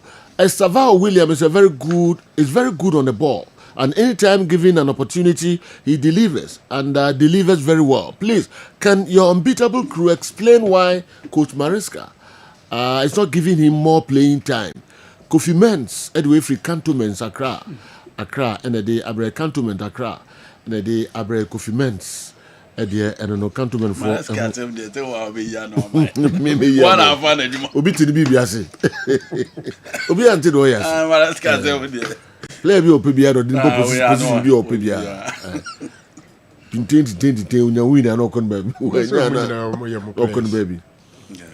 Who is better, Mbappe and Haaland, and why? My name is Gosson from Mpenton Takrade. Okay. Unadi way and so abreye. Ma min free her na min twem enko eye Kumasi Savage, Kwame Savage, anyway about Kumasi Bokrom Estate.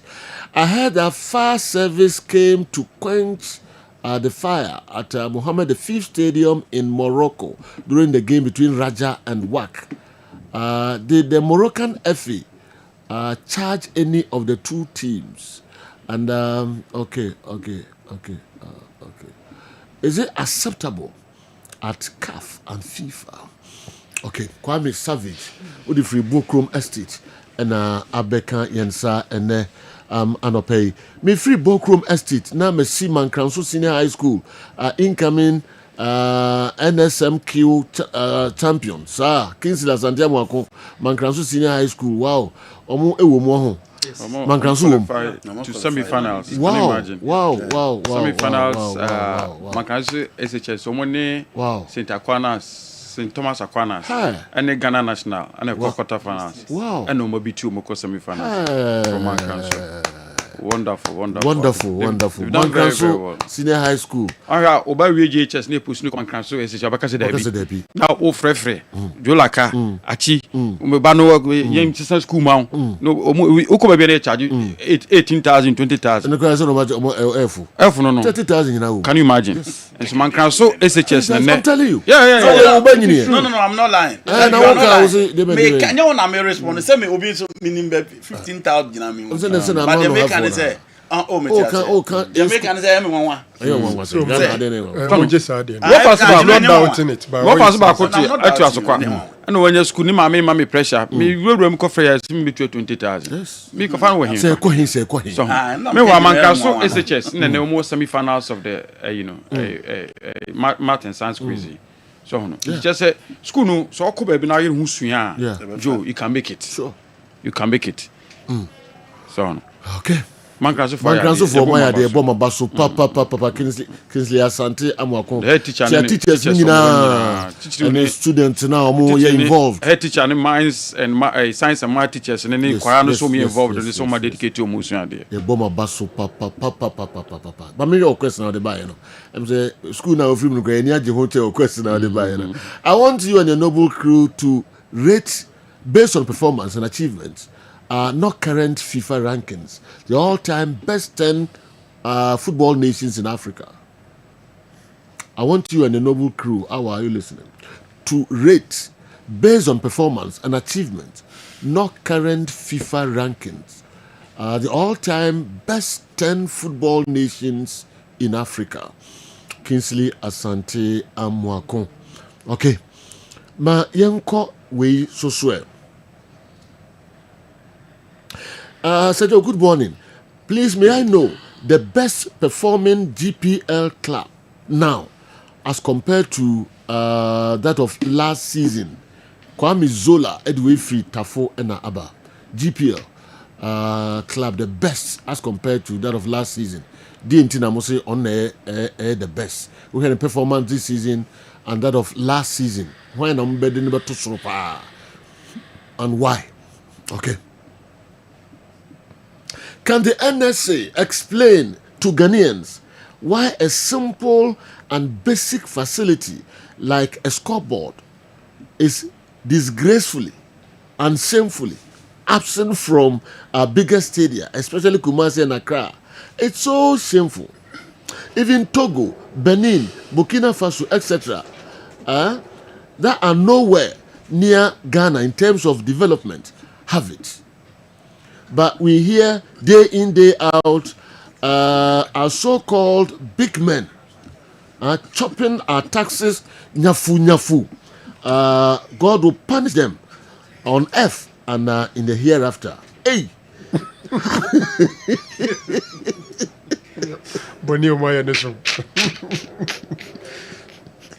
Hey, Gossen,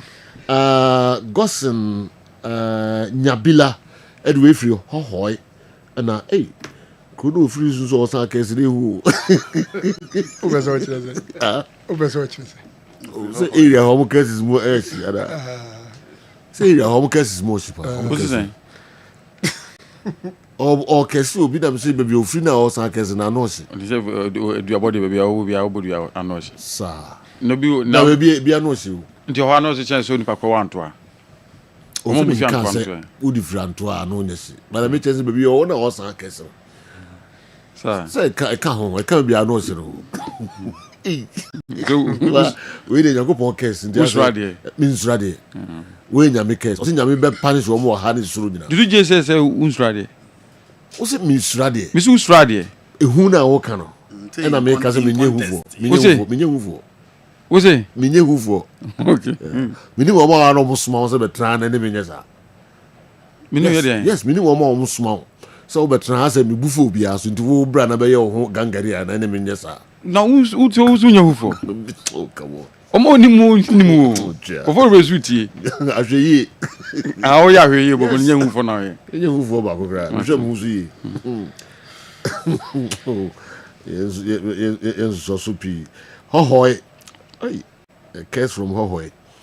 Scoreboard assembly. I cover we in Abayo. So I crack Kumasi ni scoreboard by penny for no. MC at TCC nyafu sa. The sub me nuni na ye na no ye di boom nyafu. Ye ni scoreboard one cry ni Kumasi. Na Togo, Benin, Burkina Faso. Omo MMN or development mu. O come stadium hold on scoreboard. Na ferry Ghana.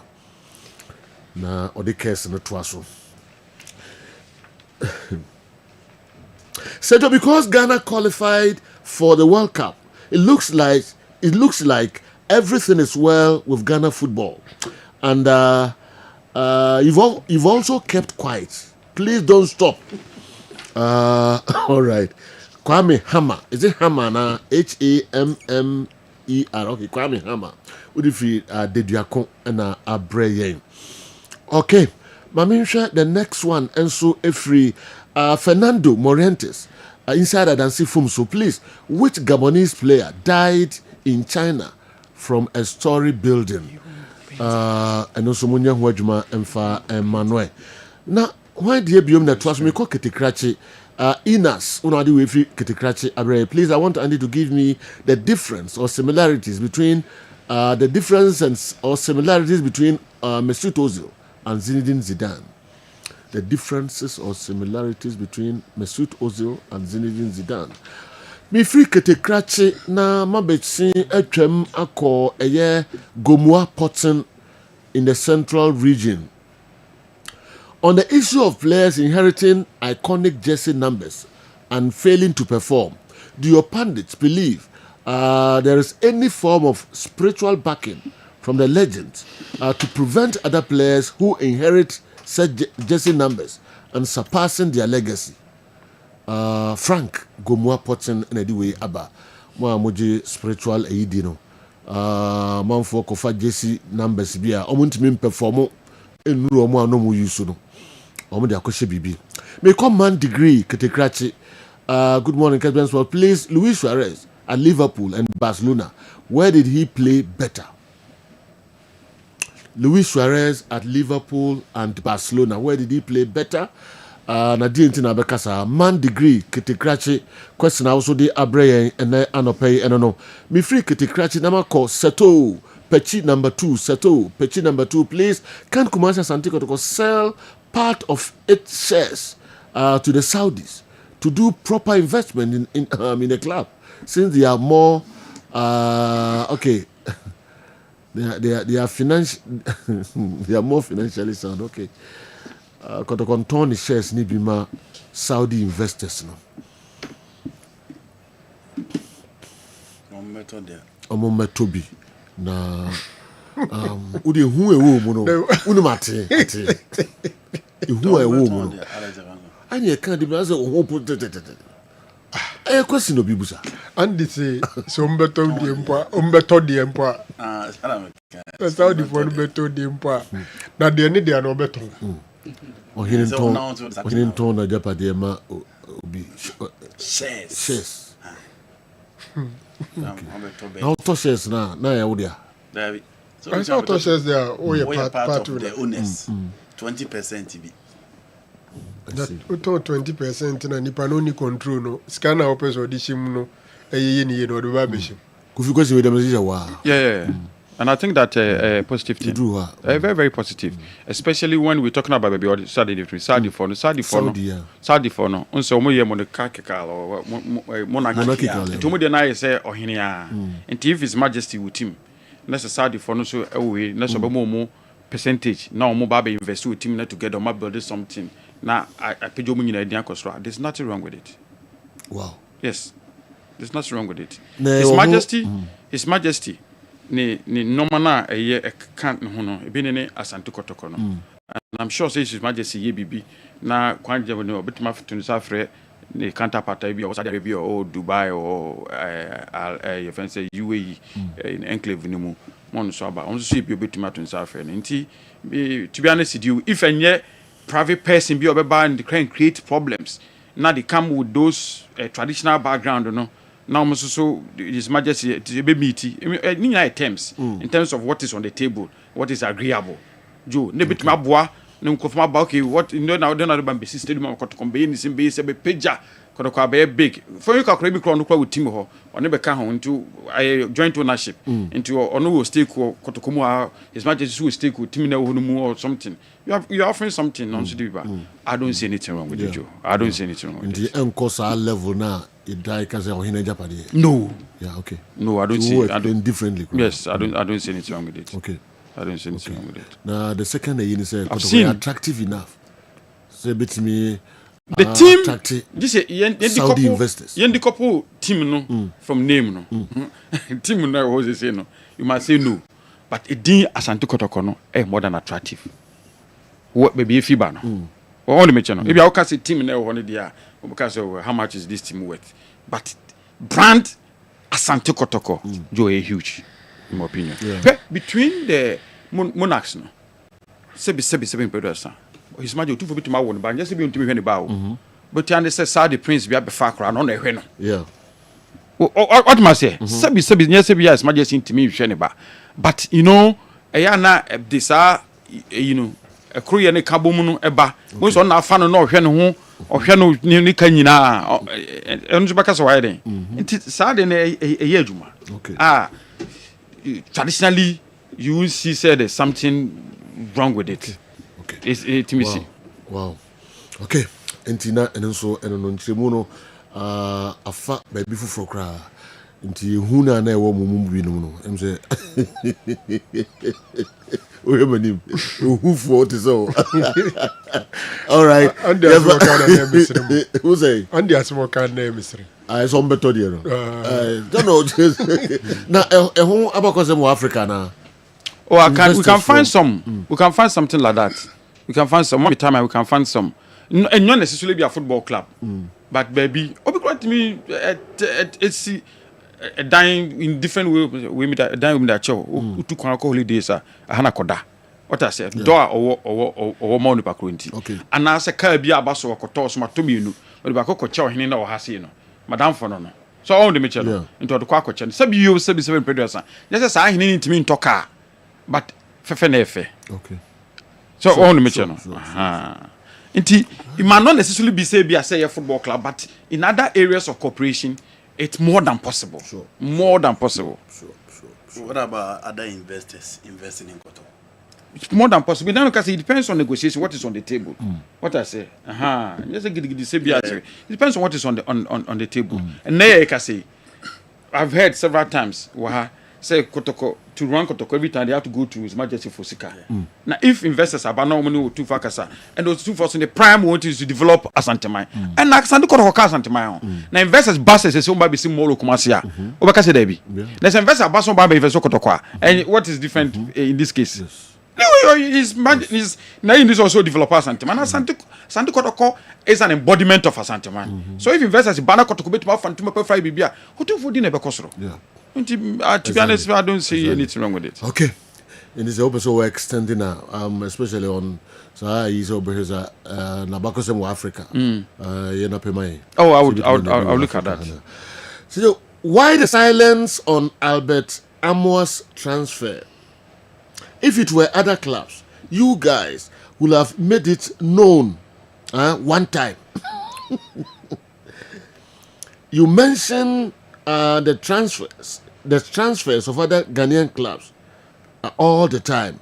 Why the silence on Albert Amoah's transfer? It's highly unprofessional. Kumi Yabua, Kufuridua, Lediwe, and so a brain. Albert Amoah, the I didn't know Miamano, Monka. When you say Munim, no Mashada, ID, Mokanko for there all the time. Near Abrutirian crowd, Ghanaian players are more aqua brutally. And I call baby Akobo Munya figures in the camera all the time. Why the silence on Albert Amoah's transfer? Na enye professional. Juana mo yen sano. Unluku professional crowd. Some de betria. I say sano person. Sure. Baby, I'm professional. So you figure now so on. Why? What did who's unyas? I'm professionalism any day. I says baby will be a gusu de tip him now only idea it doesn't make you unprofessional but must when you now so can and now kasa so be the anka waka and then na watching a deal no musili omo announce in say after the match so 1 week ni me sure say central for nya figures be speculative but they are all speculative figures ben what is about Ozay. Figure Ben what is about Mati $300,000. Mati $200,000. Ubi so muso. Me kra no metiti. Me so metiti figure na ano de no. 500,000. Ano de na say. Ya ano de no. Say Ben pa. Debbie. No, ya ano de na nko kona no. Hey, I know 200 no mu be say $2 million. Okay. That's the money bankally. Okay. No more demand. Wow. So the way they no free wa COVID into system behind me if you got in Piabontin. Oh, system is there. Also normally say transfer sometimes it take time kakra. Yeah. Oh. And on especially when it's a third party interest. System bit me third party interest and they say so Olympics are interested party. Yeah. So what I say. And the Olympics would want to know the figures involved and how much omo due. International lines omunu say omusika ebe ni no minus yati percentages ebia agency commission me say agent me dey ya ebe agent na ten dey ebia federation atene dey nti dey ba no dey so kan we ni we bom dey and na sika no say nti when there's third party involved now there's the our interest yes because omuso share wom yes na obiant and those ones no would mandatory because you have to upload the agreement between the two clubs into the FIFA Connect. No more hunama for arbitration later and some bar into the figures must be present in those documentation. Is there nowhere or we bet me under declare? Anybody start issue but a problem. Yes, not possible. Yeah, a problem. A problem they say you can be banned. You can have issue. But what must say? For instance, if Sikana ebia alifo ni tuano na omo under declare interest ben obenya how is he going to meet ne auditors in checking books ya the 10 million to account to oba sa kan 9 million but the here transfer na okotokotoko player no what was 500,000 and 500,000 na kan e fa himfa I dey make what must say so what I declare and now the share system mutu na by official figure but me why in truth paying more than what you've written in the official documentation. This how would you account for the shortfall? Because these things are done all the time. Maybe I say private people say club ni order now would use kind from where you are different. But it's a public to say kotoko say a big club will be the ana sebi for running man. You need to render account. Things must be official. But me your club to say me find example one crown a club na any dia. Onu obi ani akuntabua. Ebi Moses Parker and Abdul Salam onu obi ani akuntabua. And the ma dia de no so on the meche. And these things gradually to be acquired actually be na asmaba ho na teacher. Yeah, now the dynamic can say in modern times, very difficult. So mobile. First of all, so under declare. First of all, to say the na the buying club. Oh no. In fact, so be pa no binya or boama under declare. No, who timako chire no. Who kai case upon time. 10 be babeto no friend cooperation agreement. I think it was a smart way where club no be deny the FA and other clubs or more percentage or transfer fee. In the fans said the entire transfer fee no $300,000 almost so a 100,000 there a cooperation agreement. In that case, the buying club will still account for it as cooperation agreement, so their books could still be balanced. But say over to 300,000 amount. Now contract a day be TMS ni mono. Uncle true 200,000 said they be a over 100,000 a question baby there. Most clubs a bedding pass obey. I see. Because no first now no wonder declare this money na processes no more transfer issue ITs near there no. Now it's not been digitalized like this. Now it's so transparent like this. And then several people can go into the system and see what is happening in the system. Okay. All right, good morning, please. I want to ask why North African teams buy players anytime they want. CAF doesn't have transfer deadline in Africa here, like the Europeans do. Gabriel, would wait for Domahin Crew and Abraham. Why North African teams buy players anytime they want. CAF doesn't have transfer deadline in Africa, like the Europeans do. Okay, Gabriel, Domahin Crew, they would Abraham, and so no. Me free Domahin Crew. Na mabesi etwem akọ hina mi gina we no mina me every one tentem we ese your friend no saying though I'm a former TV presenter at GTV in the 80s and 90s. I enjoy his sports show a lot, and the Kessben is my favorite. His analysis are on point. He is very intelligent. You are very handsome. My daughter loves you. What do you say? It will be exciting to have you as my son-in-law. Kojo Ashali Boche, only Andy Kessben as well. No, Andy Kessben. Dabi, where I refer to Andy come now, refer we not see you. The person has sent message to you. What I say? Start to be. I enjoy your sports show a lot. Andy Kessben. No. Start to be. What's Joe? I'm a former. No, start to be on Pacho. Say Joe. Yeah. So on the match. Where there? I'm a former TV presenter at GTV in the 80s and 90s. I enjoy your sports show a lot. And the Kessben is my favorite. His analysis are always on point. He is very intelligent. Uti. Not the usage of his and he and you.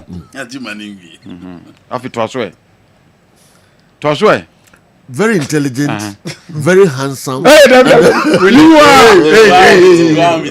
are. We listen to the first one, please. You are very handsome. We can't take it. Not the Obi Okinkai. Obi say no, yeah, broadcaster GBC 80s and 90s. Satam they try don't for bin kan ho. They don't trouble you the otro. Oka you on no. Oka and you say his. He. Mename boy. Wow, me TV. No, you know if you're them one minimum say you know SM anymore. Now I'm surprised by. Tim Ranti Uncle or Hopia. Na daughter no unim ni age. Ni ba no unim ni age. Me very sorry, me occupied. Yes. What say? Me occupied. Okay. And you are not aware. Yeah, man, second chance. Yeah, man, second chance. The Mikara. Unu ma can I give without offer. Okay. Ready to go for this. Not as find about the picture. Oh, you are. Not as we are aware. Not as we are aware. So also you occupied. Not as we are aware. For picture. So, no, Miss One find the picture. Be a number one glasses. Oh, as I take Robbie, so you have a picture. No, you want to. If you ever watch glasses. Oh my God! Like serious. But for a while. Not just on penance. Yes, it's a better so. On family. Oh, but Menyasa. We are broadcaster. No, we for listeners. That's how we are. Now fans bunch. Oh, but don't think kind of street, sir. Oh, so can offer no Saturday sir, Andy. What Andy? We have the best want. What Andy? You mistake say bisa off air, but you bisa on air. You bisa off air. I do kaza. No, okay, sir. Me my second chance. Oh, no, I'm kind. Usa as a man. Who say Hannah make us. I'm disappointed in you. You know where's the name? Man, no, highly disappointed. Papa ni bisa beg you. Highly disappointed. I'll come to Belgium, no. I'll come to Belgium. You know, but I think more importantly, at the Frank Kanye, you sister no, oba no you photo, and in the Juma, because you Juma. Na you status. We're interested. I won't come. Miss me interested. Oh yeah, you interest. Okay. You So, interested. which head coach in Ghana? Which head coach is Ghana bringing to America for the FIFA World Cup? If Otto Addo and his team are maintained, how far do you think Ghana can go? Nana Boateng, Ohio, USA. Anyway, about Nana Boateng, Ohio, USA. Will say, which head coach is Ghana bringing to America for the FIFA World Cup? If Otto Addo and his team are maintained, how far do you think Ghana can go? Nana Boateng, Ohio, USA. There will be Abraya, and so will be the similar question about earlier. The two centre backs that will be solid are Chelsea's back line. Let Andy Kem and Franco Naro recommend those centre backs for my dearest club, Chelsea. Sam Tuga, Edway Free Ejura, and Abraya. Greetings to my friend, Man Degree Ketekrachi. Man Degree, I'm sorry, a popular power area. Joe, today is her birthday. I love her more. Radical Fire no M4. Yintimi M5 Emma 0244 263 902. You be sure amount. I want Andy Kem to analyze this for me. Which player of Kumasi's of this Asante Kotoko squad will start in the 2022 squad, which won the GPL with Dr. Prosper Ogum per their qualities. Okay, Prince Cassie of Finsu Nediwe Aba or per Kotoko squad player Ben and the best started our 2022 squad now a GPL no Dr. Ogum the GPL no. Okay. Mom was here. Okay. Young the next one. Samuel Mante, Edway Free Accra Pantan and Abrey. Pantan Accra, Samuel Mante. Please, I want Andy to analyze why Kavahar pushed on Amaroho. Was Kavahar's push on Aroho not a foul? Okay. Me call a year Osei Buama when I do way a bray and Benji Infancy. More updates from Barcelona, Chelsea and Hartlepool camp. Greetings to MC. Okay, Achmango be just south. Honorable wisdom Osei Buama Kumkom. Benji anyway and so abre. Me 5 per every ho na yaba second batch of the questions so na yaba begin later after say be answer we no nyina de amamono. Please can Kumasi Asante to go buy the Baba Yara Sports Stadium? Is it because it's so expensive for them to buy or it won't be sold to them at all?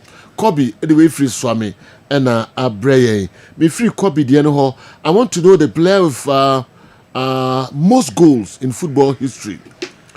Player with the most goals in football history.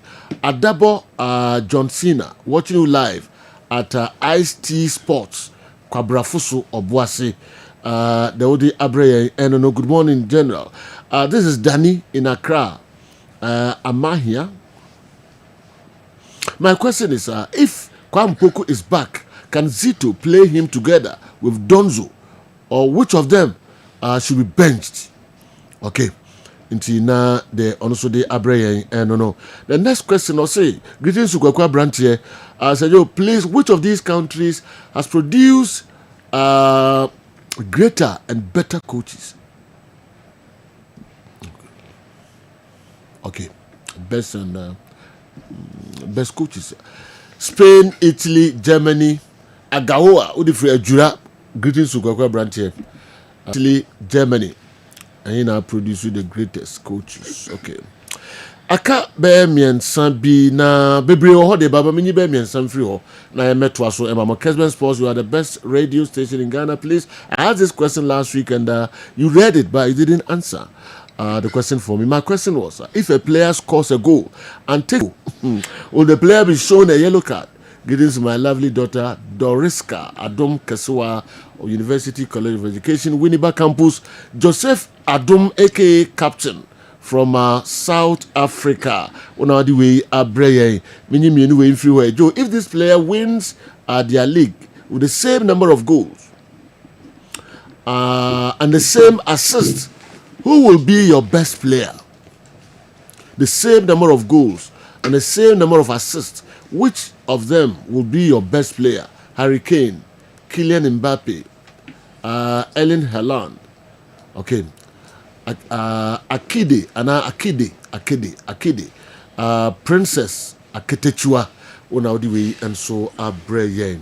Obia G go Erling Haaland. Okay, and also no. All right, I heard in your show that Liverpool and Manchester United don't rise together. I want your pundit to give me examples and tell me if there's a good sign for Manchester United. Flexa, Asin Breku. No Flexa, Asin Breku, they also the Breme, and no. There was a penalty call for Ali yesterday against Riyadh in the Saudi League. The competitiveness of the Saudi League. Yesterday's game was so exciting to watch. Jake Edifri Takrade and Abekayensa and Anopei. Adumino Apao Sima Miensa Pepe Zupi. Dr. Amuzu P. Namigitamin Sam Amuzu P. Herbal mixture. A drive the Fagia Tuma, Ebuahu Namuyao. So be said, Dr. Miti Yao, the Bema Numu. You don't saw me tea Yao, and I don't saw me bread. And I said, me bear my dog, many rich, young most sanemi, and a yao pa na mete. Say, when now to say, bear my dear, drum maker for a maono, a yamuzu P. Herbal mixture. Obi said, dog, me who said me John Sa. And I Johnson in your face, and a pan was shepa. It is Johnson Echi. Dog, me John Sa said, Nebiakem, and most I said, my yassi emi ya. Bema was a how no, they can for Muzu P. Munabeko. The Oti Yao on in Toshe no more, the Nintoshe na hono. Sango for no make can for Muzu P. Emon Wati. Ubi said, Doctor, me John Swan, a more pie, when I'm saying. Ubi said, Doc, me John Swan in so what to throw if we move back. And I be said, Doctor, me call Janas and make Chemua. Ubo Saka Frona is your mind. Everybody know back. The own here, a Yamuzu P. Herbal mixture. Obaswa, Otiemia, Obuni say we are a trino. Pam kwane kankwane eba me kanfo amuzu P ema wate obanso ode po how quite how insio basa egu wase de pe yi pam ya no wo shape o wase oba odun so ti ya we wadro ya amuzu P Herbal mixture obebu nkeka ye na che mamno kasika fio na himfie bia na ebie ni kuri na no ekọ ho a pam ya ohu no nyapan ketua amasabi ni confidence no kwa na ekọ form Obaby Otiemia, but me buninsa in bleeding. Bosa within 2 months, no buninsa prenu. Unyanke kaya na ya osa. Pamuzu P numasa in ejai. Wako trascan, yes, who PID. Unu kunushia, nisho nyina, semna senechi ba. Enam kekana, oko jina, upio dinuminti. Unya muzu P numwa, sa hauni nyina be come on wato. Saying way, uko pharmacy, uko drugstore. Herbal shop obenye bi etu no anya bi ato wo Kumasi akodani Herbal Missy Herbal Happy Dank omo mbrom saa nso na Icof ne Colinac omo Ashtown Accra wo ko Kanshi Dragley wo bi sana na Boache Kings Walk Tinates Repass and Hallows ebi etu nro makon anase dudu pirano ukọ no pamuzu pia obenye bi ato se o pese no semise bia peti bi so fa na manefre for further and better direction amuzu p Herbal mixture maudi hiochalo beda hefu ase mema etiefo nyina akwa ababa amuzu Herbal clinic na yededro bia ba efe no amuzu garlic bitters eyedru a emamoje die fusane ewo nipadua nu mu eyedru ebua ma obia ne pressure ewo soro eba fom pa obi so a otiemia wadro srade abro so obehia amuzu garlic bitters prevent numbness so obi se mensa anasa minan 83 nedro eye amuzu garlic bitters controls urine flow die odun so bebre anaso odun so basa no onye amuzu garlic no mu a emeso tikura amuzu garlic bitters prevent sciatic pains obi se doctor me to ase twetweme unye amuzu garlic no mu atu edi amuzu garlic bitters is good for stroke patient obi anya stroke obu a stroke ne bone nkaye unye amuzu garlic no atu edi sa medre na sofu bi anya stroke 4 years watot wa minu panom ai na wetimi asore ananti waka amuzu garlic bitters boost the immune system and fight infections se utie me na se uyo chiremewu yare biya babekrawa kopa amuzu garlic no mu en ne mo ho ye dene na kutie nyarewa amuzu garlic bitters prevent body weakness obu ha ahomre woni so amuzu garlic bitters dilate the arteries ebiabia intinimu mamoja ediefusani yie pa amuzu garlic bitters support the pancreas amuzu garlic no pancreas ho ya de ne modidi a ekotwetwe sugar na glucose na mu no me so te mass sugar eba normal amuzu garlic bitters improves vision obu oho a ne pressure was with man de hunu wo form onya amuzu garlic no mo ebuaw ma friends woni na ai wisi no we hu ade yie pa amuzu garlic bitters prevent palpitation nipa bia home ban sese home no ewosu bebre sa kope amuzu garlic nenom amuzu garlic bitters prevent insomnia obu ha obre pansa wada ye frade bi zinc ene sulfur eye rich amuzu garlic mu ye ko gu mu a na mabody ne home bo se nche na wada enti de na hu edi mano no kope amuzu garlic bitters nenom amuzu garlic bitters rich in allicin and selenium which help. All right, Dr. Amuzu. Mr. Amuzu P, Amuzu garlic, mamufa indi agro crack. Ebe bua mu ye pa. Awa, mamisha se mfem free way 12-10. Yeah. Sejo bibisa ese ohe Black Stars World Cup ayako nyina yako 4 World Cup tournaments before qualifying for the 2026 one until so ye kwa ye fifth one no. Na OS various squads aba from Germany 2006 ye making a debut. The one in South Africa in 2010, the one in Brazil, and of course the last one in Qatar 2022. Osi position being a more constant figure.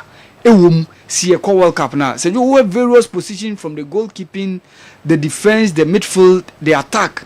Near a feature prominently every time there I work constant figure in that positions the goalkeeping department. So the goalkeeping has featured prominently in all the World Cup tournaments ayako. In as much as but so positions in the goalkeeping has been the one with the most consistent figure because Jojo was with Ash Gold back then in 2006 when we went to Germany. He was a local based goalkeeper. Our World Cup now. Yeko South Africa in 2010, 2 of the 3 goalkeepers were locally based, and Obeka Daniel J na or Liberty Professionals during that time, and of course goalkeeper Aholu also ewo Pandu Heart of Lions during that time, and of course ewo Brazil in 2014 we had Steven Adams, and also Adriana Stars. He was a local player na Odama Adriana Stars or called that World Cup no, and of course the last World Cup itimi koye ewo Qatar 2022 yentimi anko Russia 2018 but we went to Qatar 2022. Of course, goalkeeper Danlad Ibrahim was a local goalkeeper who was with Asante Kotoko. The same one I'm expecting Benjamin Asari to continue with Hakra Sofuk ewo 2026 World Cup. There's an injury and Badia. So you bisu beside say Jordan Ayew AFCON dodo saying wabo Ghana. So you Jordan Ayew since 2012 and Oshasi making the debut ewo the AFCON. Na emunu only one spender went to Mianko. That was 2013 edition a course ewo South Africa no. He was there in 2012 when Gabon and Equatorial Guinea combined and co-hosted the competition.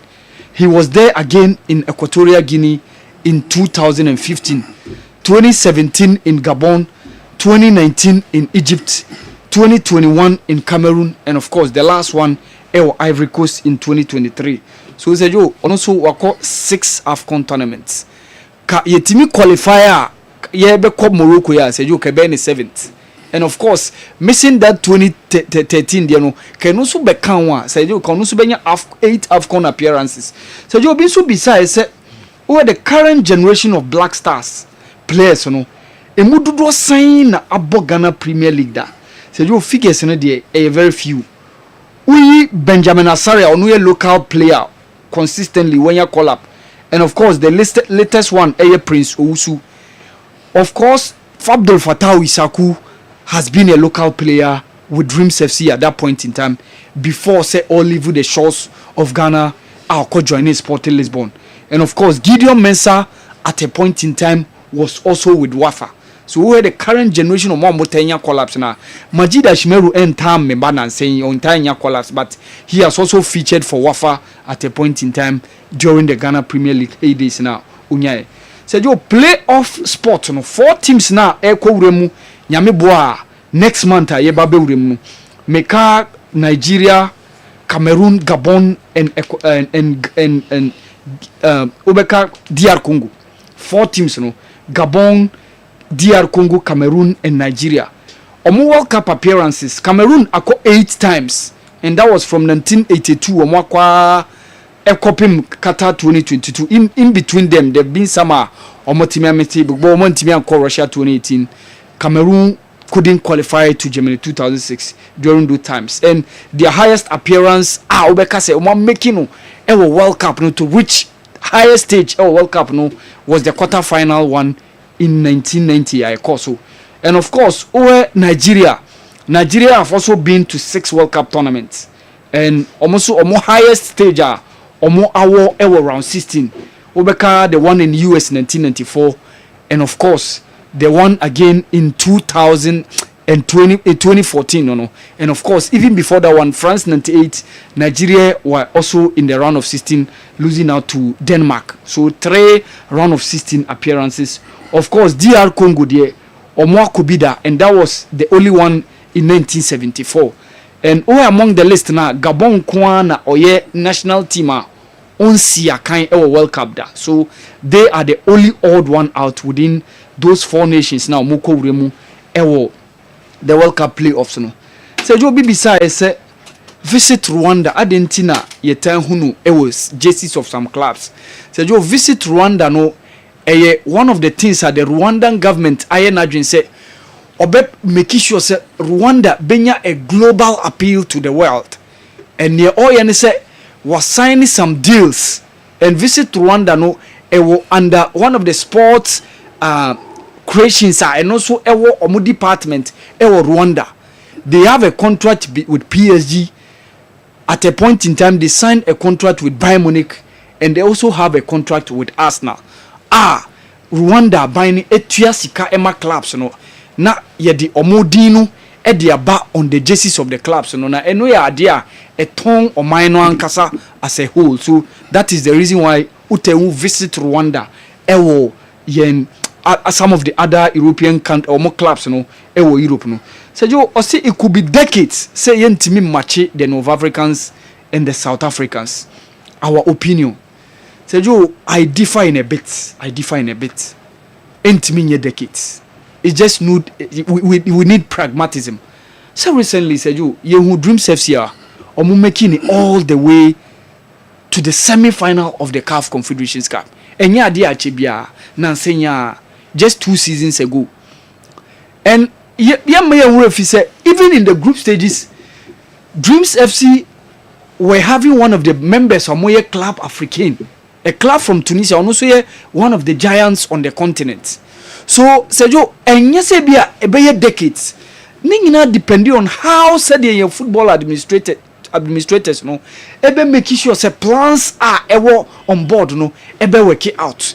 If you are able to get consistent players, pay our players well, merchandise the league, making sure say sika ebe bem ni etimia 12 players well. I bet timia keep players for 4-5 years. So with consistency we can be there. For me, I differ say be take here this decade say yentimi enrich to the way baby North Africans so no any South Africa. We just need pragmatism. If we get consistency, say Joe, we can be able to match those people up there on the continent. So Joe, besides say brothers are more ball World Cup. Say Joe, list no doors pa. 1930 we had Lucien and Jean Laurent. They were all French. 1954 we had Fritz Walter and Otmar Walter. They were West Germany squad in 1954. We had Jack Charlton and Bobby Charlton. They were part of the English squad in 1966 when the England team hosted and won the competition. 1974 we had Fritz Leander and Marion Lander. Haiti team no, and of course Roger and Guy Saint-Ville. They were also brothers within the Haitian team also by 1974. 1978 we had René van Kerkhoff and Willy van Kerkhoff. Also Netherlands team by 1978 World Cup. In 1982 Karl Heinz Foster and Ben Foster were all brothers. Also Eka Germany team no in 1982. And of course Isa Ibrahim Rahman and of course Ibrahim Rahman were all brothers. Also United Arab Emirates team now also about 1990 World Cup. And we had Francois Oman Biik and of course Kana Biik also Cameroonians also Eka team na Cameroon about 1990 no. And of course Hossam Hassan, the current coach of the Egyptian national team, alongside a twin brother Meka Ibrahim Hassan, no say right back no. They were also part of the Egyptian team also at the 1990 World Cup. Ubenya Ronald Koeman and Erwin Coleman are also brothers within the Netherlands team also bar 1990 no. We had brothers Frank de Boer and Ronald de Boer. Baku center back left no or no oka the defensive back line no. And of course the winger Ronald de Boer no also omoka Netherlands team no almost by 1994 USA esa by 1998 in France. And then Michael Laudrup and Pierre Laudrup also were with the Denmark team also about 1998 in France. In 2002 Japan Korea we had Philip Degen and ne brother David Degen no also omoka Switzerland team na about 2002 World Cup. Where biome in 2002 we had Niko Kovac recently Okochi even Borussia Dortmund at a point in time, and then a brother Robert Kovac also Eka Croatia team no, and Marcin Zuelakau alongside the brother Mikhail Zuelakau were also part of the Poland team also at the bar 2002 Japan Korea. And of course Ubenya Yaye own brothers Ibrahim Ayew and Andre Dede Ayew were part of the 2010 squad, and we had Jordan Ayew alongside Andre Dede Ayew and also part of the 2014 and the Qatar 2022 squad. Oko Ecuador, Honduras, also Jerry Palacio, Jerry Wilson, Johnny, all those three brothers, they were also part of the 2010, and Jerry and Wilson Palacios were also part of the 2014 Ecuador squad. Honduras squad, Omodeba in 2014 World Cup, and of course Ubeka. The Toure brothers, Kolo Toure and Yaya Toure, were at Germany 2006, South Africa 2010, and of course Brazil 2014. Kevin Boateng, Kevin Prince, and then a brother also, Jerome also, Esiakai, one for Germany, one for Ghana. 2010 in South Africa, and then 2014 I also Ekoso Brazil. And of course, Eden Hazard and Torgan Hazard, ne brother and so Eba with Belgium in 2018 and 2022. Sergei Milinkovic-Savic and also ne brother Vanja Milinkovic-Savic also were there with Serbia in 2022. That was the last World Cup in Qatar. And of course, Inaki and then Nico Williams, two brothers are one are Obama Ghana and also the other one playing for Spain. So Sergio, these are the list of brothers are more Asia kind of World Cup. Sergio been so besides say oh the current squad of Kotoko emu saying a bit me within the 2022 squad now a G League no. Sergio, I think say Lord Amoa can match a Japan na oka right back no. For me I think say Lord Amoa can match him in that squad. Sergio, probably Samba. Christopher Nete was also part, but Ebedu maybe the Japan will take over. Christopher Nete was also an integral figure, but Sergio for me, I think I will give it to Lord Amoa. He's the only player with my Sergio is for Samba. Wow. Samba, may the Samba be Mubarak Yusuf. Okay. Yeah, may the Samba be very Mubarak Yusuf. But the rest they are canning in Sergio Omano Mubefa because Mbella, Mfegi, Richmond Lamte, Agadas, Mudasiru Salifu, Imoro, Ganiu, Razak Abalora. Sergio, I think said that squad is ahead of this current one. Okay. All right. Okay, our Mohammed Internet 9-2. Yeah, 9-2. Combined 11. Yeah. Sergio Kitwe be on Aaron Bupenza, Gabon player now, o free 11 floor now. Ewo China no. Sergio, ne picture ne was on Sergio. He was the player of free 11 floor. Onona Ghana ne Gabon 2021 AFCON Benjamin Tete e punching no na ye show no red card no. Yes. Onona all banner Benjamin Tete e punching during that 1-1 draw course so ewo AFCON 2021. Okay. Second yes, no Mushui. We say Gabon phone take no I said Nchinwa should be by because now there was supposed to be like I was said like play no e jina ho kakra and Gabon phone nya throw mo to no mo ko take no Nenke was a fair play be back because now one player be at the former SSNK like omo train na play no echo off kakra but Gabon Fono they were in hurry for equalizer. Emma Jamie Alevina equalizing so edi ntinwashiu eba on the field no and a Benjamin Tete ko ponche no ewo the AFCON 2021 that game ended 1-1 dede ayu ne share Emma Gabon Fono eteka no so he was the one point okay. Questions no do so at a time no the church as in crankra. How can clubs declare their gate proceeds but refuse to declare figures involved in transfers? Trust me, it's very wrong for clubs like Asante Kotoko and Hearts of Oak to keep such information from the public. The right practice will be declaring and rendering accounts and publish later to win and sustain the public trusts. Coca, Nana Jembibi Coca, and anyway, and so sir, or say, how can clubs declare their gate proceeds? How can clubs declare their gate proceeds, but refuse to declare figures involved in transfers? Utieme, Ipacho. But refuse to declare figures involved in transfers. Trust me, it will be wrong. It's very wrong for clubs to like Asante Kotoko and Hearts of Oak to keep such information from the public. The right practice will be declaring and rendering accounts and publish later to win and sustain public trusts. Nana Jampibi Koka and anyway by NTK the day by and Wabra studio ha na bekan wade Sanso and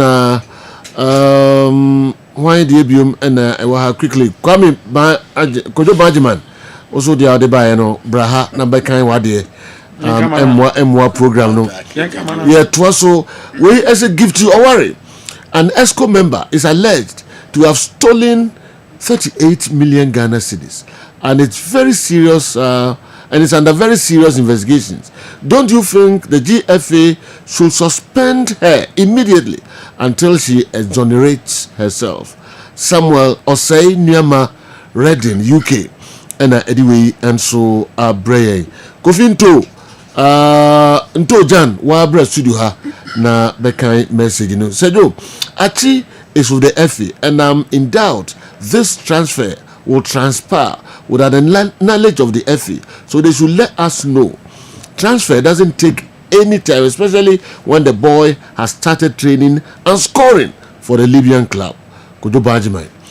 We the Metmakai, the Mayiwe every ho at the amount. Kodo Bajimai there, and so I don't know.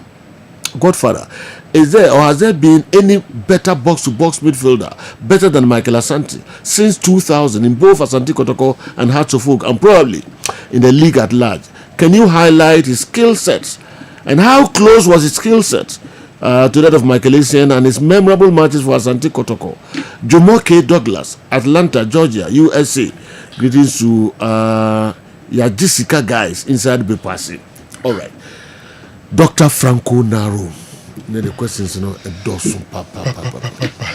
Me pick coca and some no kind. Na minima dasi bia minuanum bin so nembe ya adwana mo beboamia. Is it a global practice? Say club sign a player officially. Club no ebe announce details, financial details of the club, of the deal and min share them who be say be a club at home player na or sign player. No officially. Club no announce the sale or the purchase of the player or quality figures involved. If that is the global practice. Still almost and almost declare figures. No, Mikasa, is it a global practice? Okay, so in football terms. So it's a convention. Man U, Real Madrid. It's not mandatory. It is not mandatory. What is mandatory is that official figures must reflect the price. As at now, they're mandatory and it says can I say reflect on more agreement more lodging with FIFA no, and they're mandatory, but to announce to public there, and then by force. It depends on situation. Okay. I remember very well, player like Cristiano Ronaldo, Manchester, Real Madrid person mutono. Now Manchester and person betono. It do baby now amigo mon person mutono. So it was rather Manchester who came to announce, said they have accepted a bid of £80 million from Real Madrid. Manchester then made it public. In a statement, they've accepted a bid of £80 million today from Real Madrid for the transfer of Cristiano Ronaldo. On me in the public. So period in Manchester in Ronaldo before Ronaldo Crampo, Beckham, the same thing. Players are say be a darling boy of the team. They don't want to go into person will justify reason or call. Until be honest, cannot son no man sometimes so more announce. But what must say? I think Beckham started maybe because £23 million or something. They announced it. But and yet the mandatory thing say you must necessarily announce. But what is the norm? I mean, Baba say because now a requirement say you must state the figures and then normally in terms of registering documentation. People use other sources. Publishing because they say no a Herbal Federation no but it does not necessarily come from the club say but clubs annual meeting no players from transfer no one is scanning stating because I can document on the call AGM no I could discuss it until any form no none about that bonting but not the time no more yet transfer no. Okay. Yeah. Can commercials and take a report work to FIFA for watering the pitch? A crowd later. It's remember two quick modern ones. Where Estavao de how Chelsea captured it. Chelsea Football Club has agreed a deal to sign teenage forward Estavao William from Palmeiras, the 17-year-old. They never quoted figure. This is in Mbuemo for Man United. Manchester United is pleased to confirm that Brian Mbuemo has joined the club subject to registration. The Cameroon, If you go to the other side, recent times, the passing football club officially obeka those details. Usually, the length of the contract is what the club gives. Exceptional circumstances, and now Benya say it be a bibinti, some special bibinti club no be quote figure. Make a way because your listeners in the be feel there. You better have cabro for no dear can for dear. Why have we not said this? Also even in Ghana, also in Ghana crowd. Yes, the cat transfers. The cat transfers nibi. But why are we not? Mostly, and yet figures in about Bontinia is not from the club officially. It's from journalists. Clubs no officially don't mention those figures. Even some of the contract or most of the contract have what they call confidentiality clause. These confidentiality clauses no say any kwan say obe diverge and ansem na contract mo no oba be done a did third parties. By the end of the day, so who register so the contract ni be called the regulatory body na answer the TMS ne sa no. Based on that, journalists are able to deduce or come out with a figure. Until way, as time goes on, a beba out. So I disagree with Coca say, as I say officially, Kotokoba Bontimbe Tudi. Unless a beer, you bet my casa the circumstances that are around the boy in a transfer, no, and no share say right after work demolition exercise on Kotoko. Na Kotoko star boy o matono. Ebianes ebiano ma dia manafi ntene obetuma tudin na mankrofo bo ato mu yam se enkomo na mu ni ye di ni se ahokyere na aba sika eba ntienye no ampa sika emu oduru aba nemum that is not the normal practice. But say what instances are one sika eba instead of kan gate no process na dey no mo ni na tudwa omo koto players and so mo di tudwa say akofa player we ya turn say the main country crowd this boy from Lagos cities. Tenedu. You told this amount. Kotoko announce officially. Yes. The amount. Yes. Really? Yeah. You told see. You cover player we told see. Now all Thomas Ghana back club in the occasion there and norm and General, that is not the global practice. Obi Otiemi Biano. They can still go to the fine. Several but father means General Tinamika say nearby Bontina Ekikano and yet clubs no na deba officially. A journalist, it would be cry taxes are utia or so knowing the percentage tax, people can deduce and get the figure. And it is not the club that officially mentioned the figure. That is the normal practice. Are you in support of that?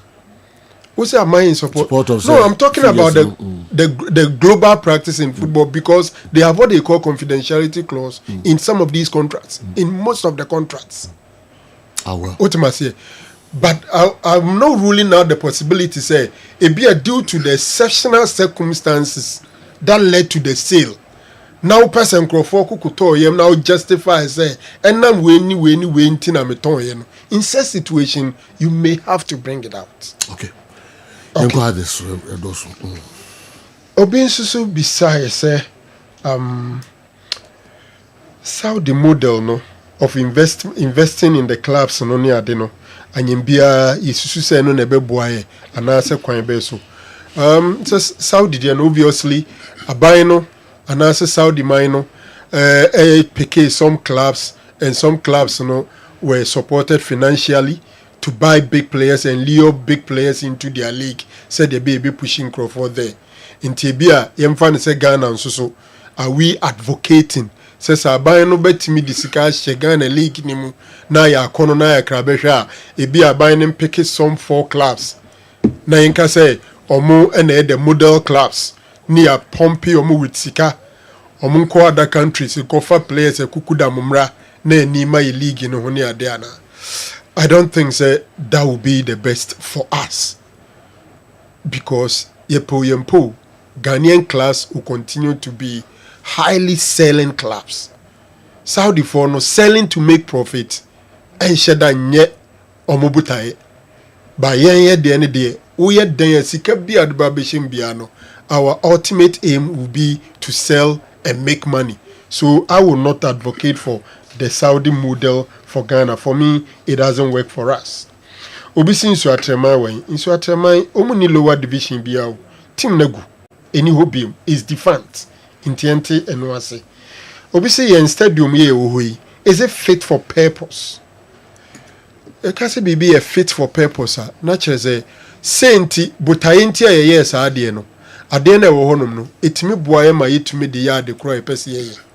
Yen stadium yi ni titiri ufa aban de na hodo na butaye pa ne say ebe boya me atumi de abo in league matches ni and football competitions and other sporting activities both local and international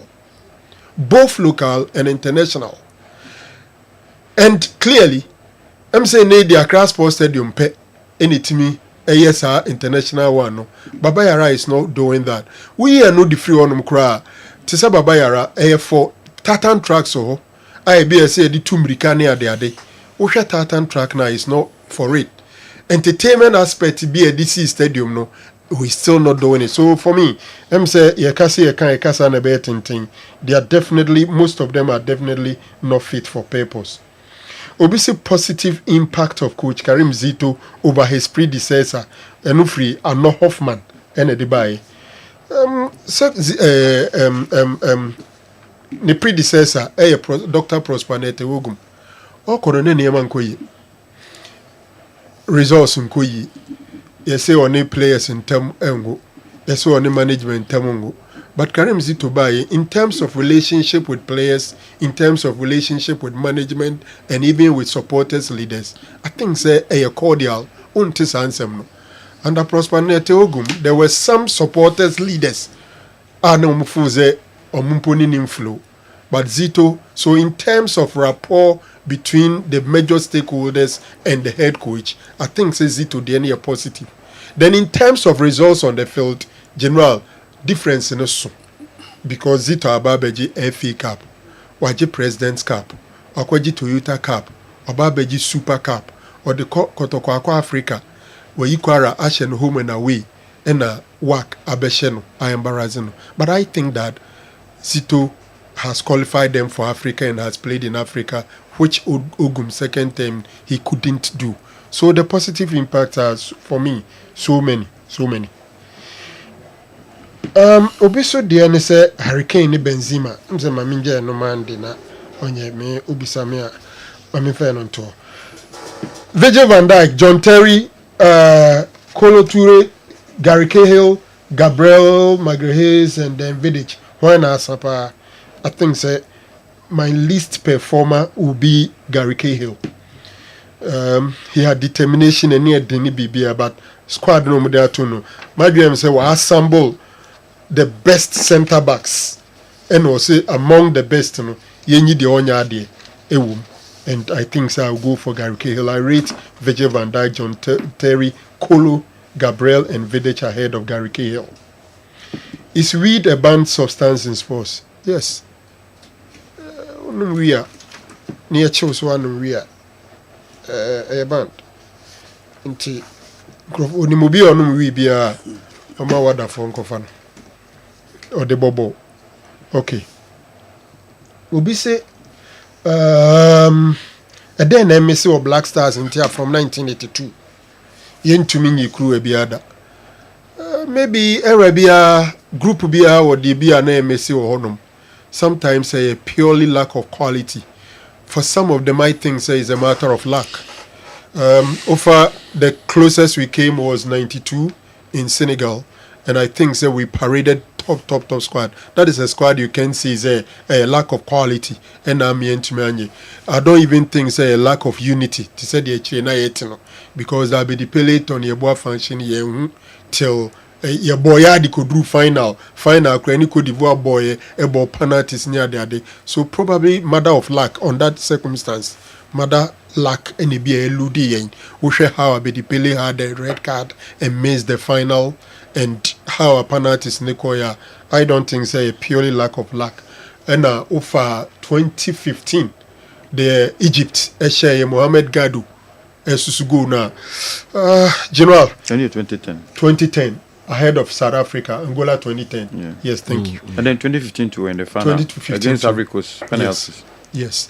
When Ivory Coast the penalties me AGF free and same, and Egypt in Susu share 2010 ahead of the World Cup.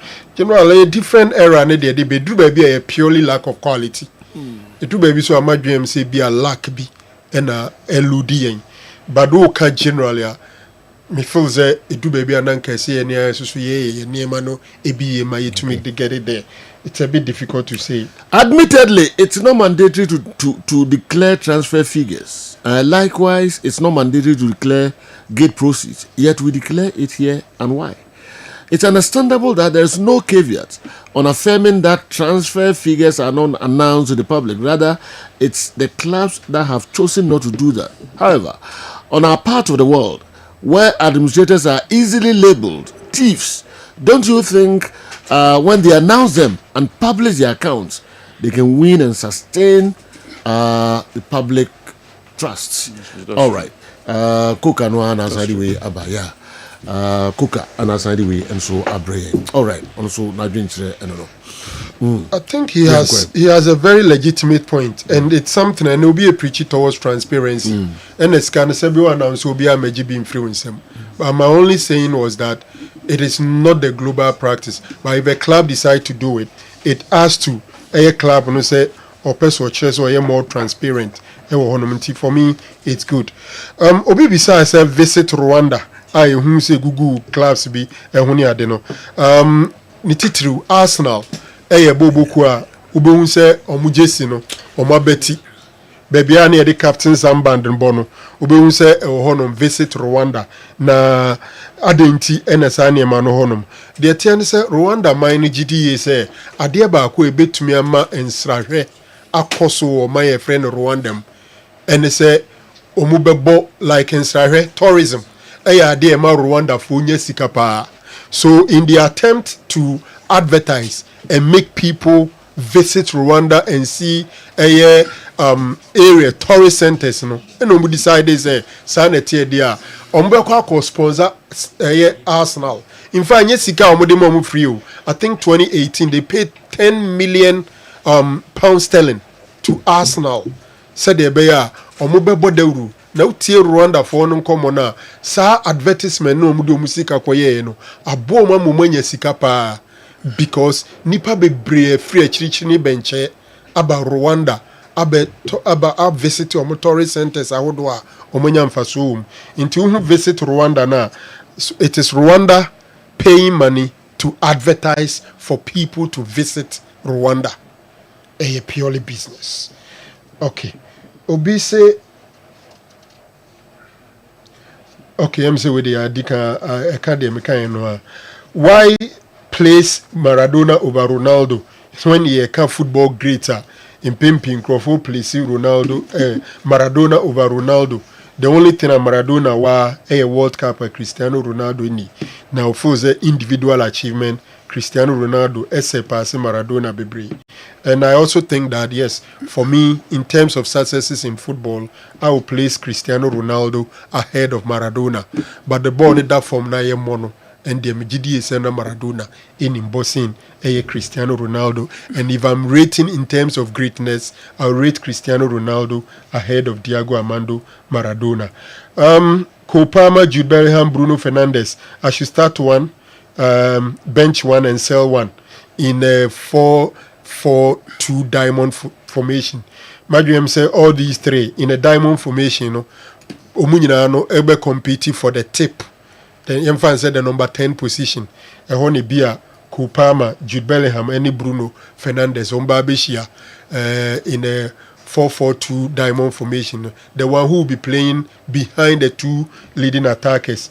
And for me as a coach, I think that Jude Bellingham will give me more than any of them will give me. So I will go for Jude Bellingham in that one, place Bruno Fernandes on the bench and sell Kupama. If the Kumasi Santikotoko want us to do Ibima, then they will declare all their accumulated debts and ask supporters to come and help. Sikabadia management no adani mum. Baby udi upano no unya hwedia na wakore no ho. Period. NTK edoso na di we aba. Sikabadia na manifora adani mum. No be odi pano da hwedia kwa san wansa be ba. Bade no odi pano. Nim zabe no man kan twi ni.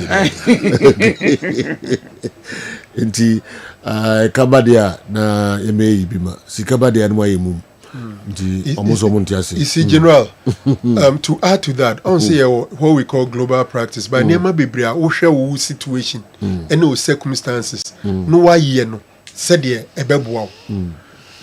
Example say am de ma we omom nkoka nkyere obi so onye yibima menye sure say obeta ate say Real Madrid, Man U, ni sa na man ene na moyela la sulala.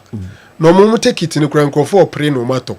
Ba wo de ne ntisa nti sɛ wo so wobɛyɛ ne te sɛ de omumu yɛ na ade a wanhwɛ a wo so so ntumi mɛka nkyerɛ obi sɛ the work stadium no yɛ mine bɛyɛ 30-40 minutes 1 hour yes ɔmo bie ayi na asa take it no koraa sa bɛyɛ 3-4 days before the game nti ebeduru ha na nkrɔfoɔ nti wo deɛ ne nti sa wo deɛ ne deɛ wo srɛsrɛ wo ne nam pa kyɛw sɛ nkrɔfoɔ mbra nti sɛ wo feel sɛ wo pa nkrɔfoɔ kyɛw no betie di a ɛna ɛsɛ wo yɛ no sɛ ne ɔmo nso pɛ no so me I'm saying say globally that is not the practice but since our circumstance is different from how yenya revenue ni ema nkrɔfoɔ ba stadium no ye kase ye no sɛ ne ɔmo deɛ ne bi pepepe a ɛmoa so as early as possible protocol management should let the supporters know how much they sold abet amoa. It's even better than say obi ba kwa free baby. And I don't know what they stand to lose. So mo catch the supporters. Say be a brand here no ye Tony say ya. Unless say be a sikani swa pa na nkrofo be ka say na say bebrebe nyina nti wenti na no dig me ka super na je no super dey say scan aba because scan no wuntumi nkofa. Say super scan no say be ubetima godi. So na emu ayeye dia nya say so be boa bebre sa. Eskabadia yesu nya o mekakra. Ya boa nti eskabadia nya o mekakra. You be who say ko to player ema supporters at the pressure AC management so say motor no say say that. O ma to be who say ibisi abada o. Why? Why? Timing, okay. Timing on the cotton, you know. All right. And then how quicker? Yeah. Just after the Kotoko exit. Yes. And you know nobody was expecting a transfer. It was that time no more. Not a month to it. Because who's a need a connect chum or have it as with them say. Maybe I no more figures. Oh, the work chair, I'm going for it. Oh, no. Can I enter on by all? I'm going for it. 2 more figures number for my why now. Chum. Minim abadamwa. Minim. What James say? Yenim. And I catch us more bianca. Yenim nyamato yenim. Nyamato anymore. About fish omo de baba bonti. Okay. All right. Need I go? And what now who call? We don't got government on you. But yo, me book Carela Sunday. Let's know. Oh, all right. That's it. Doc, you trust me? Yes. Obi. Ni wede kese mutimi nyama yo. Management members to omo meka scan was and that kwa be direct. And kanana kanye communication team member bi. The main communication. The main communication person abawanka na wona. Obi se can the NSA explain why no scoreboard at Babayara? Tano munto. De ohonom no. Nyese nya adwuma keke wo. Eye obsolete. Etete de atwa manya papa. Nti asese wo mutu de koche. So omuto modern one. No to modern one de bebo. Ska wo kuro imu. Si ani abrese ye free football country. Ampa ye pese hu say ye football country. At least not 2 stadiums as scoreboard wo. E wo kuro ma. Near Muhammad V. Ebiboha, 1 stadium, 2, Ebaha. Several stadiums on the continent. There are 2 scoreboards. Be who this corner, that corner, maybe out to be a Yafina Peja to what she say, what to the bench scoreboard I heard they had here.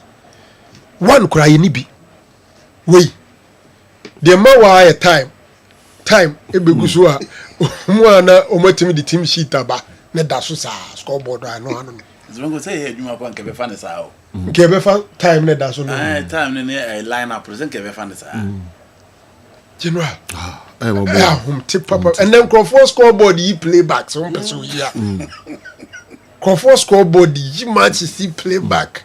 E was stadium man for here. Oh, Africa.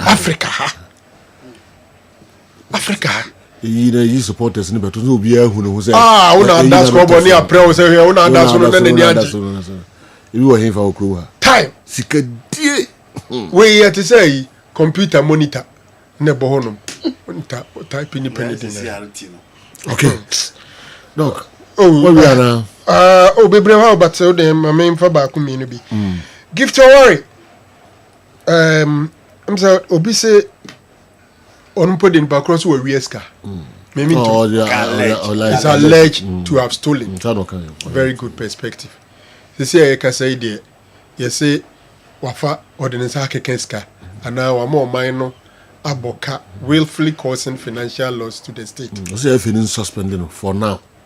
So say very aggressive movie. Me ankasa me nim say free sense em nisisi no otumi ko esco meetings ni bi ana. A brand new mentimi anhwe efi no mrem eniema a wo ya ema kwan ma ye suspended. But looking at and somewhere ekoso any bringing the name of the game into disrepute in this animal, I'm thinking say it will not be out of order. Say executive council no the koto meetings say yen discuss and say ye nua bay and then oni na muni nsem aye ka fa no ho ne baby nsem na duru no yen tumi nyina di na emum ka ontentra kakra na onko dina sem say nyame ye na dom na odibema na aba ba ye na dwuma odibim no ba se bibia wo ho esese ye de ma na ye de be ma no na emum so onko dibim dia because football no sabi obia ye nim se udi football animu bia no esese wo high standards and the court of public opinion is not in favor of Gift Owari.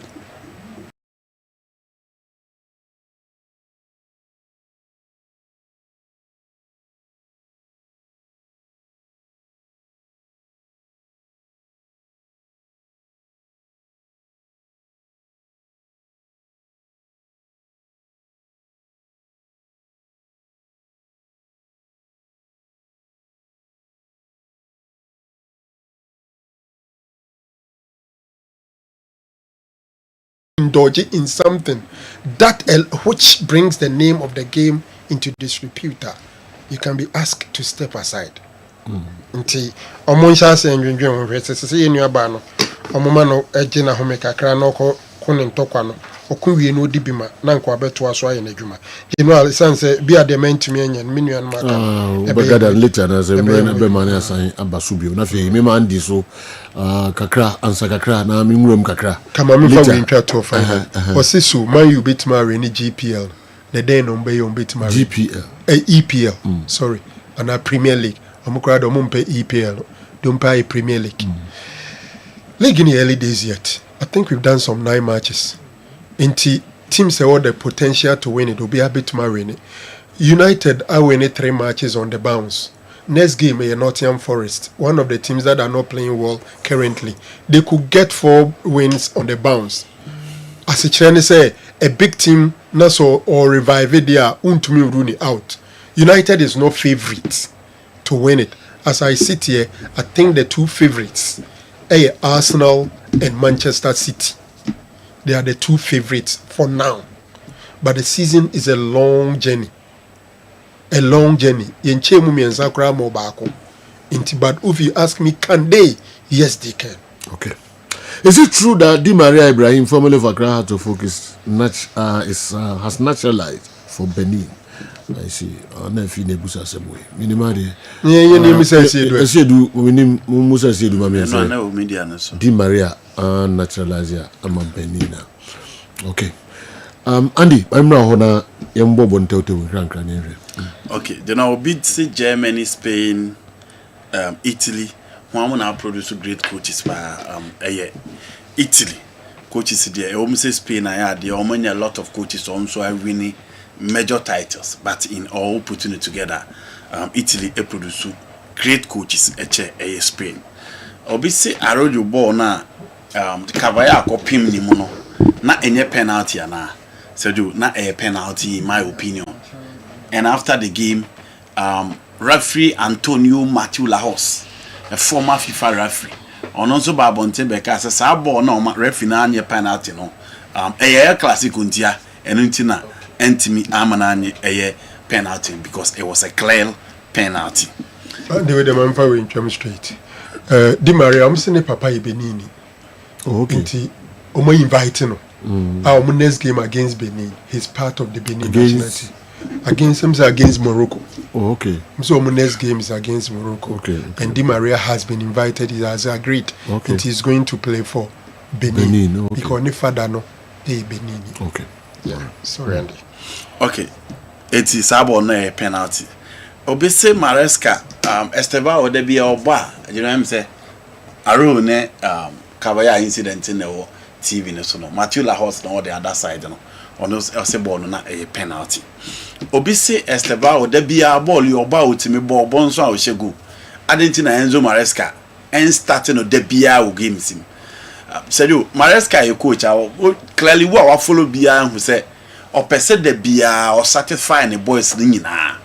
Nti ene odi webo e channel odi weabo ene odi webo e channel odi weabo. There are few guys believe we say omo de e was said the biomum Casedo even Moises Casedo crowd most of the games or bencheno Enzo Fernandez only one player the games no do na or taum iti Ofane on the right or Pedro Neto or Estebao on the left or Gaitins and or Eye Ganacho into obitimi a statue or mubia and he still feels say Estebao adaptation phase into also Tony Boas because the Premier League is different and unim say Premier League in Lyon says baby bema unless you different coaches no mama the confidence to play says Estebao is Spain or bema na bode bia but England or believe we said the style of the South American League and or a young player or more the time to grow no adapt to the style.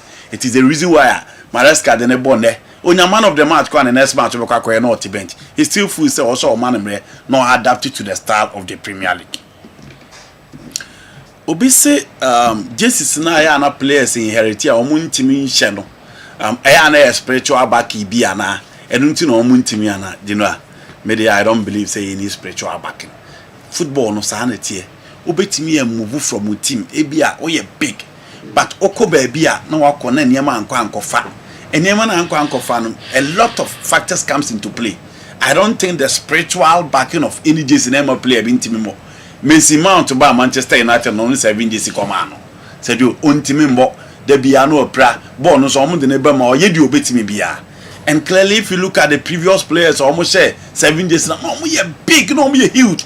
Ronaldo, Beckham, big players are now omo call shot e the Manchester United team.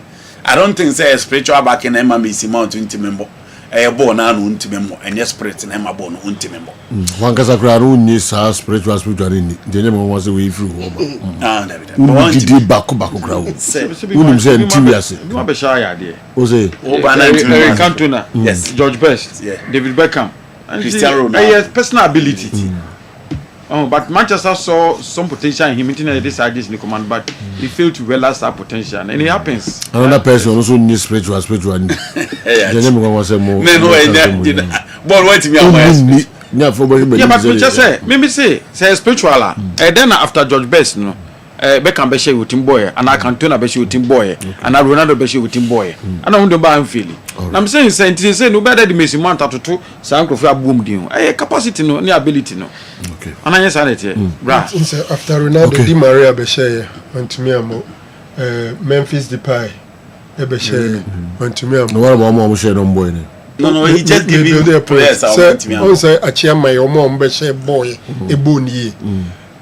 O head names na obobona George Best, Cantona, Beckham, Cristiano Ronaldo. I think say my jisini be so heavy into the mawa expectation ye too much into who player no so you be a what they need to me or how they need to me sir too much of expectations na fe adani asem because the moment we say is an iconic JC the moment I'll be pulling out no expectations from you SRPja into a basa psychologically one way be weighed down.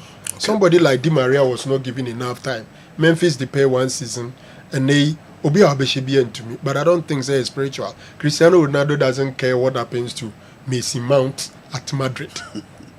All right. Do you think the current Ghana Premier League has the right structures to produce the next generation of top international players? Is player management and agent influence helping or hurting young Ghanaian footballers? Is player management and agent influence helping or hurting young Ghanaian footballers? Wow. A broad topic. Razak Amasaman 3 Junction. So was the agent for agent in Europe in Iowa. Obit me Liverpool. I can't one year. Obusa say Boa Ghana for. I want to streamlined. I'm the have to be honest with you. If you go Abuja, streamlined. Oh, streamlined. Boom now so be we. But hano But Konate kind of a few months. Also on sign be Liverpool born obo. No. Ultimately, say na me say hono a streamlined. Nenyam England. And now as you go Arsenal, or person ko agent na kasa. Agent arrange between you say Mourinho. Chelsea were fine for tapping up. Yes. But Ghana how one question will be for tapping up. Ultimately, streamlining. The regulation way in fact. Kotoko player Bob new Adubia. No budget for Kotoko. Yeah. Not as you a player. Oh no. The club crowd will not even find the means to come and even report. That's it. Also, no one has good no control. Radio to say Kotoko when this camera. Okay, you know. I say I'm already young crediting for the results. Those need that no more calls. Meaning they know na. They do and go past me did that. Who's all can be checked. Need that cook. Be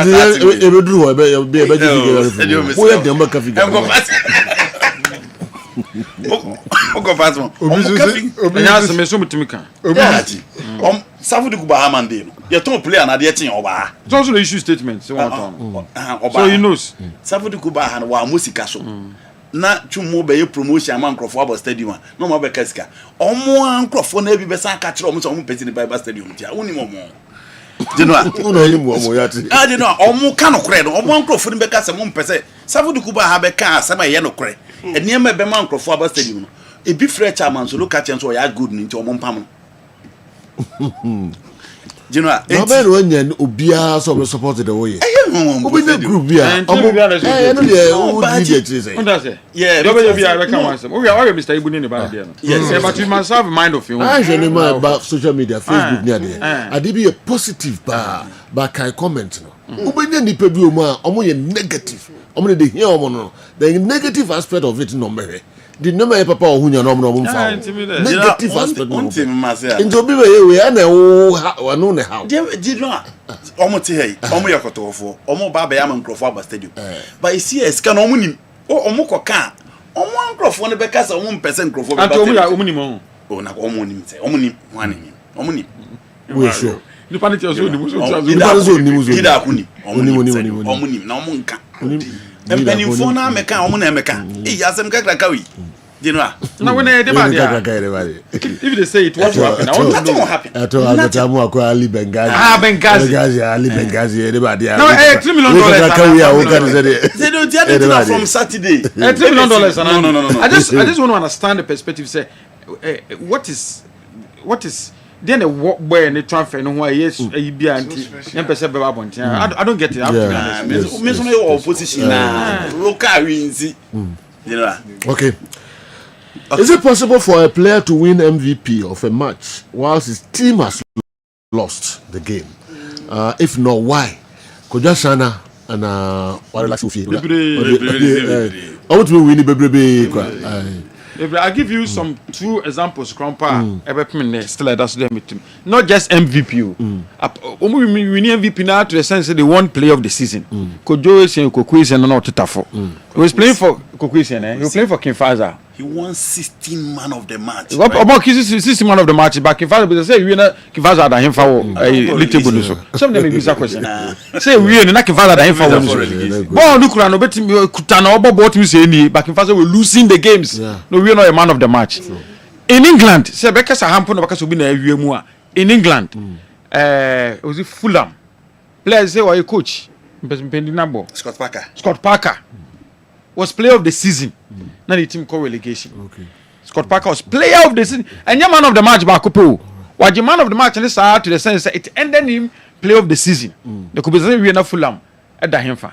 You understand? So it's na nentu akese pa de bia no shenika na we be ma de kwanimu. Spain burger say me say weed a band there and there's no band appetites. But even that me I don't know say we a band way for football matches. I'm not aware. We enye ntemo na ko for meton game. Oh jina me say we. Me say me ya no one. Nkodi 1 week one cry. Yeah. Africa. Oh my God, go on to street that. And I call with okay, you know. Let me add my question there. Because I connect Karela. But it's not on Friday, no more. Okay. Serio. Don't you know who wants someone had to back on the and then was you. Yanko. The mammy and quick now. Almost enjoy. Peter check.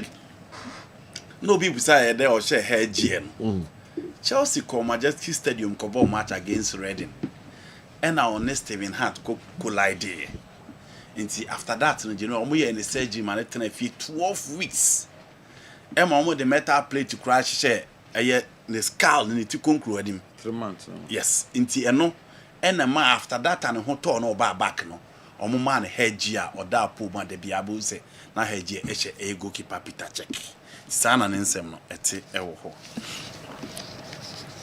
Obi se Kwame Poku e babaka could carry me to beat me a ball on a Franco Adam from 7 friends say Morphine don't Morphine don't Morphine don't Obeti me abo no me no madam mentene kaso on teme don't na obo ni bi mi obeti me abo mo me no nyina said anu ye hwe kotoko ne wak say obo ne abeta mo a e wo kotoko ne wak and why kotoko team na it looks as if the right side of attack the friend number 7 no almost settle on a player because on the left side the Pitamido akwabo midfield no between Hilary Adabo, Emmanuel Entry, Hubejau, and then Eye Kweduset.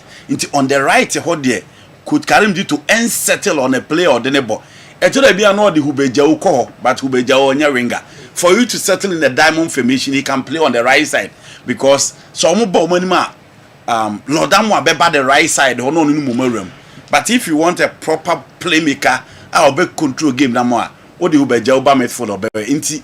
Kwame Poku and Donzo can move to the right within the system and the structure. Or do anyone know about support no by two top. It depends on how you arrange it. But for me, the two players need to be starting because even against work of Morocco, Sergio, a hokra ne huno okobo two top. Inti omu yenu na bit me starting. Obi say head coach a dey call World Cup no na ye betimi a qualify e dey akoye nim dey. So the football is interesting. And to the be who beat him crowd out to coach be a winning me. Obonso okwa no akoye magic bi na shock you. Yen hwe the 2014 World Cup. Enipa wodo say na Ghana no mo believe we could kwasi apiem. But look at the game against Germany. You wie no na obi who say one of the big games in the tournament was that particular game. When Germany met Brazil, they beat Brazil by 7-1. But when Ghana she omo ntimi anhye. It ended in a draw. Inti yen nyina betimi ayo to adonya de me tie say me na me watch chance to a point me fa coach foforo na me de nako.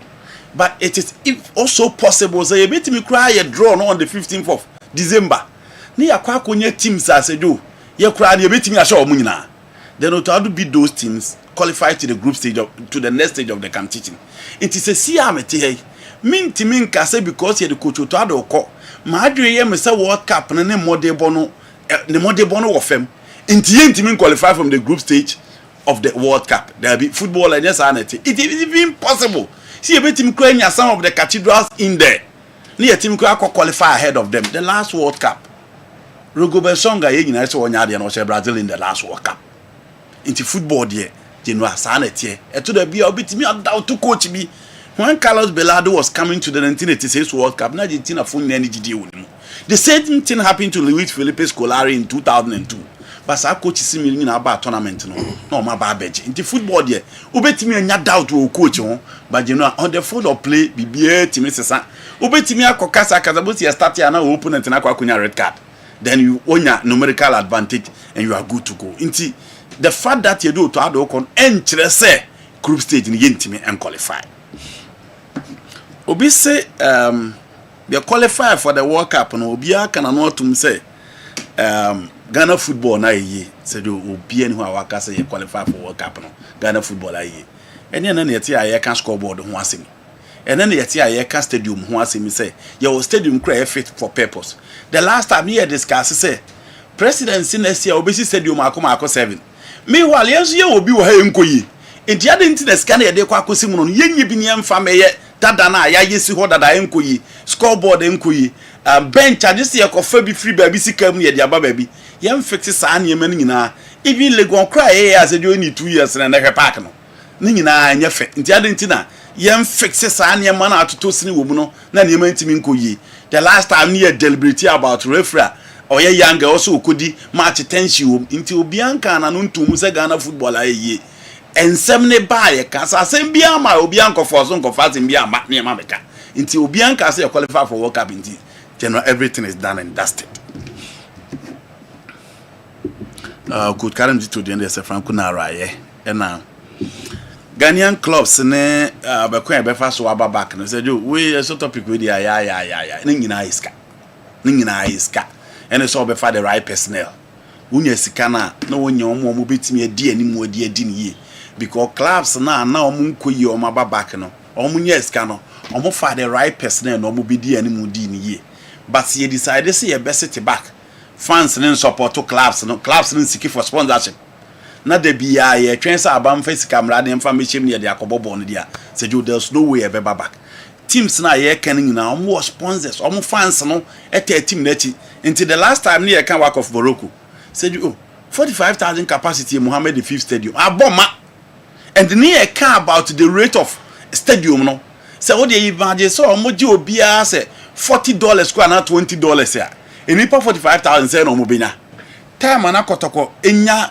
$100,000 after African games no look at the players and no mo kotoko na fans no kra ogidi omu because o cost stadium na say Yakuba ne Fatah Ishaku ni man o Jemfini Felix na mo ma you are good to go nti ye nyina this omu ye nyina come together fans na especially park no mo jai kono so omu support team bi o dia fine but you know so we a fan of a club and I will support two team you don't care about the position of the club because Europe teams na e wa ha na obi adi e kire no say wo kwa hwe omo ma cha hwe position omo da eno akira Chelsea wo Tottenham say do eno also obi e kwa hwe on check say Chelsea the 9th and now the 7th and now the say Manchester United even when they were 16 15 plus in no omo fans e kutu eska ko TV e de ko hwe omo matches nti o ye support of the club o team no e duru say omo bo match nko you need to make sure say onso be cost stadium no akwa support omo Fabu senses was so announce what you be their support. Say ya nyesa na yesi sit back there.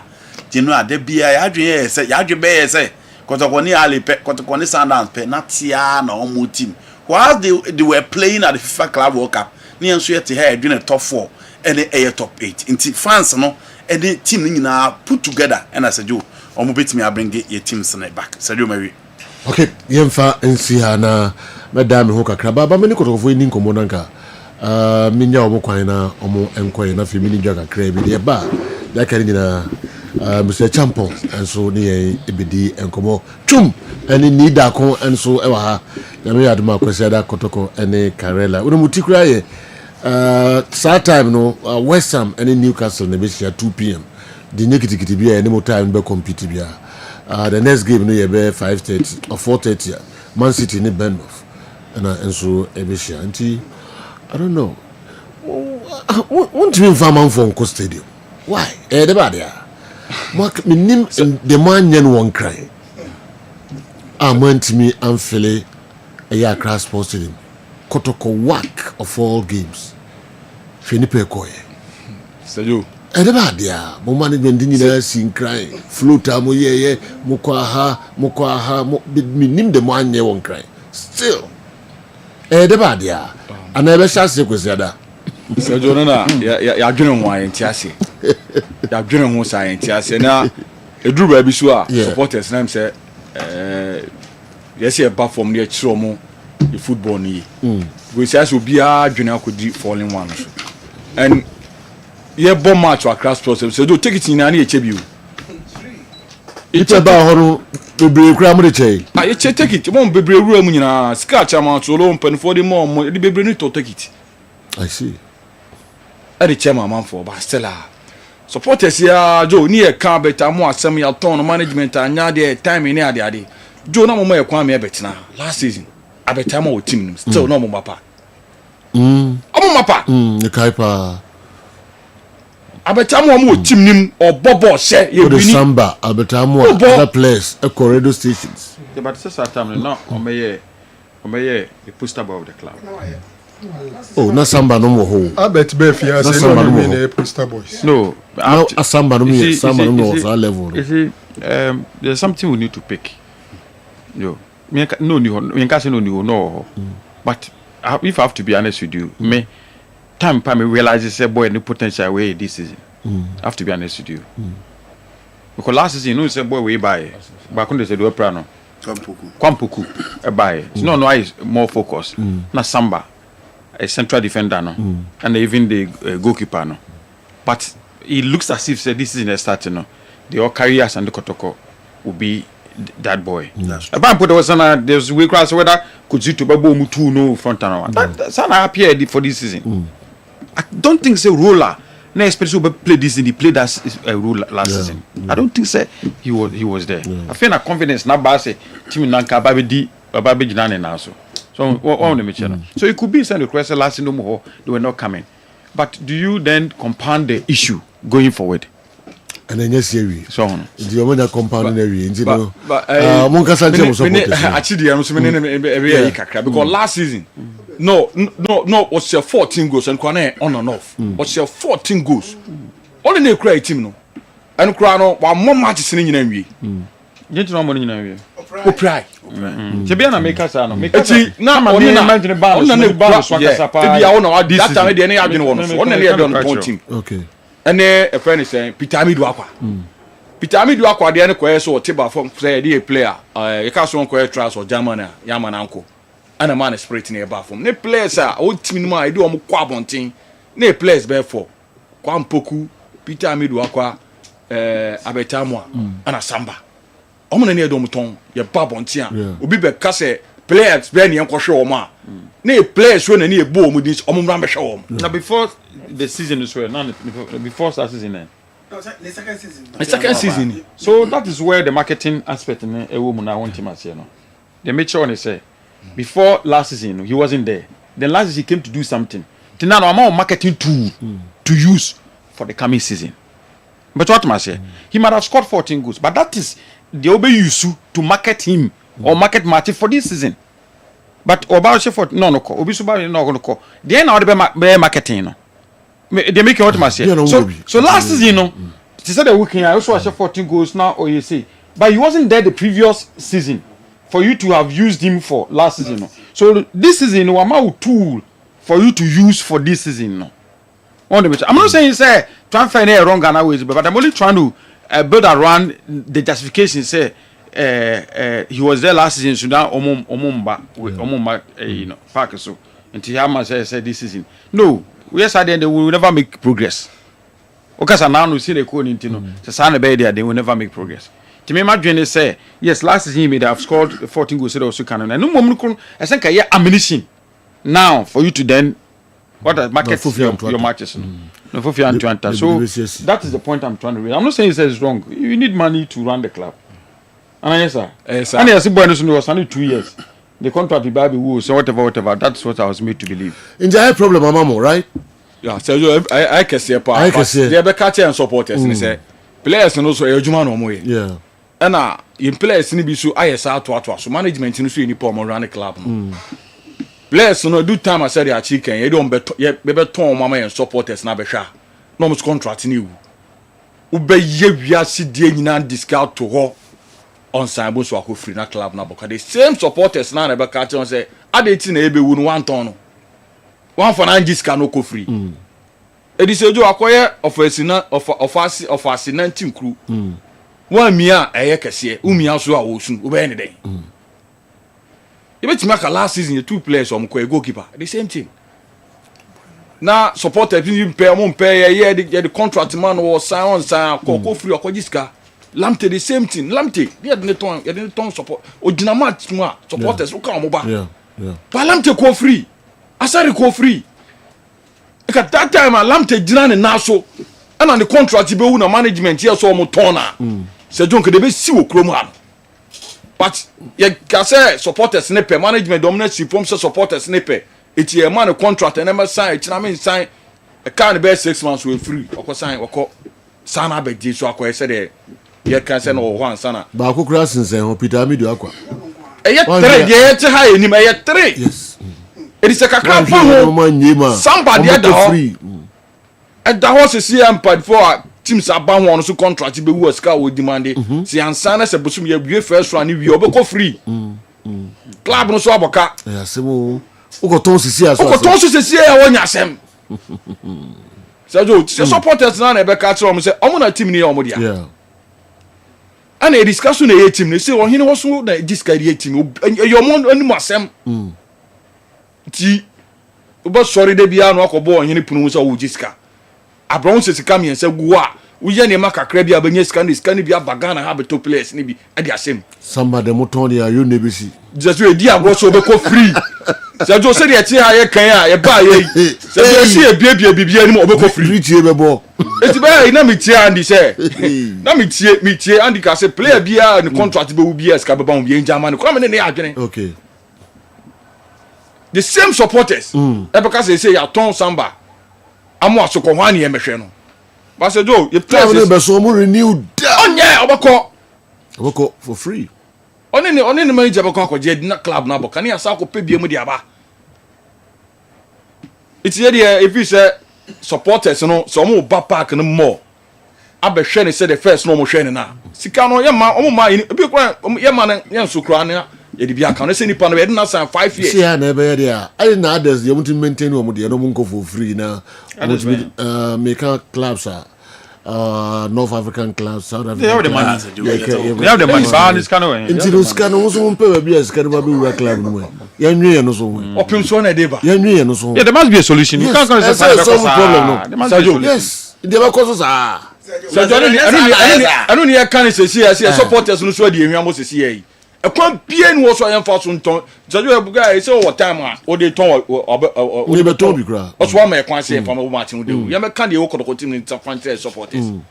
Ya kan dey bia but e be do Sunday no. Enti o ma ko say tight corner. Ya ntwa time kro mo dey ton abeta mo. Na blaster dey da ho. Yeah. Ya titi bi enim ya ka team no ho.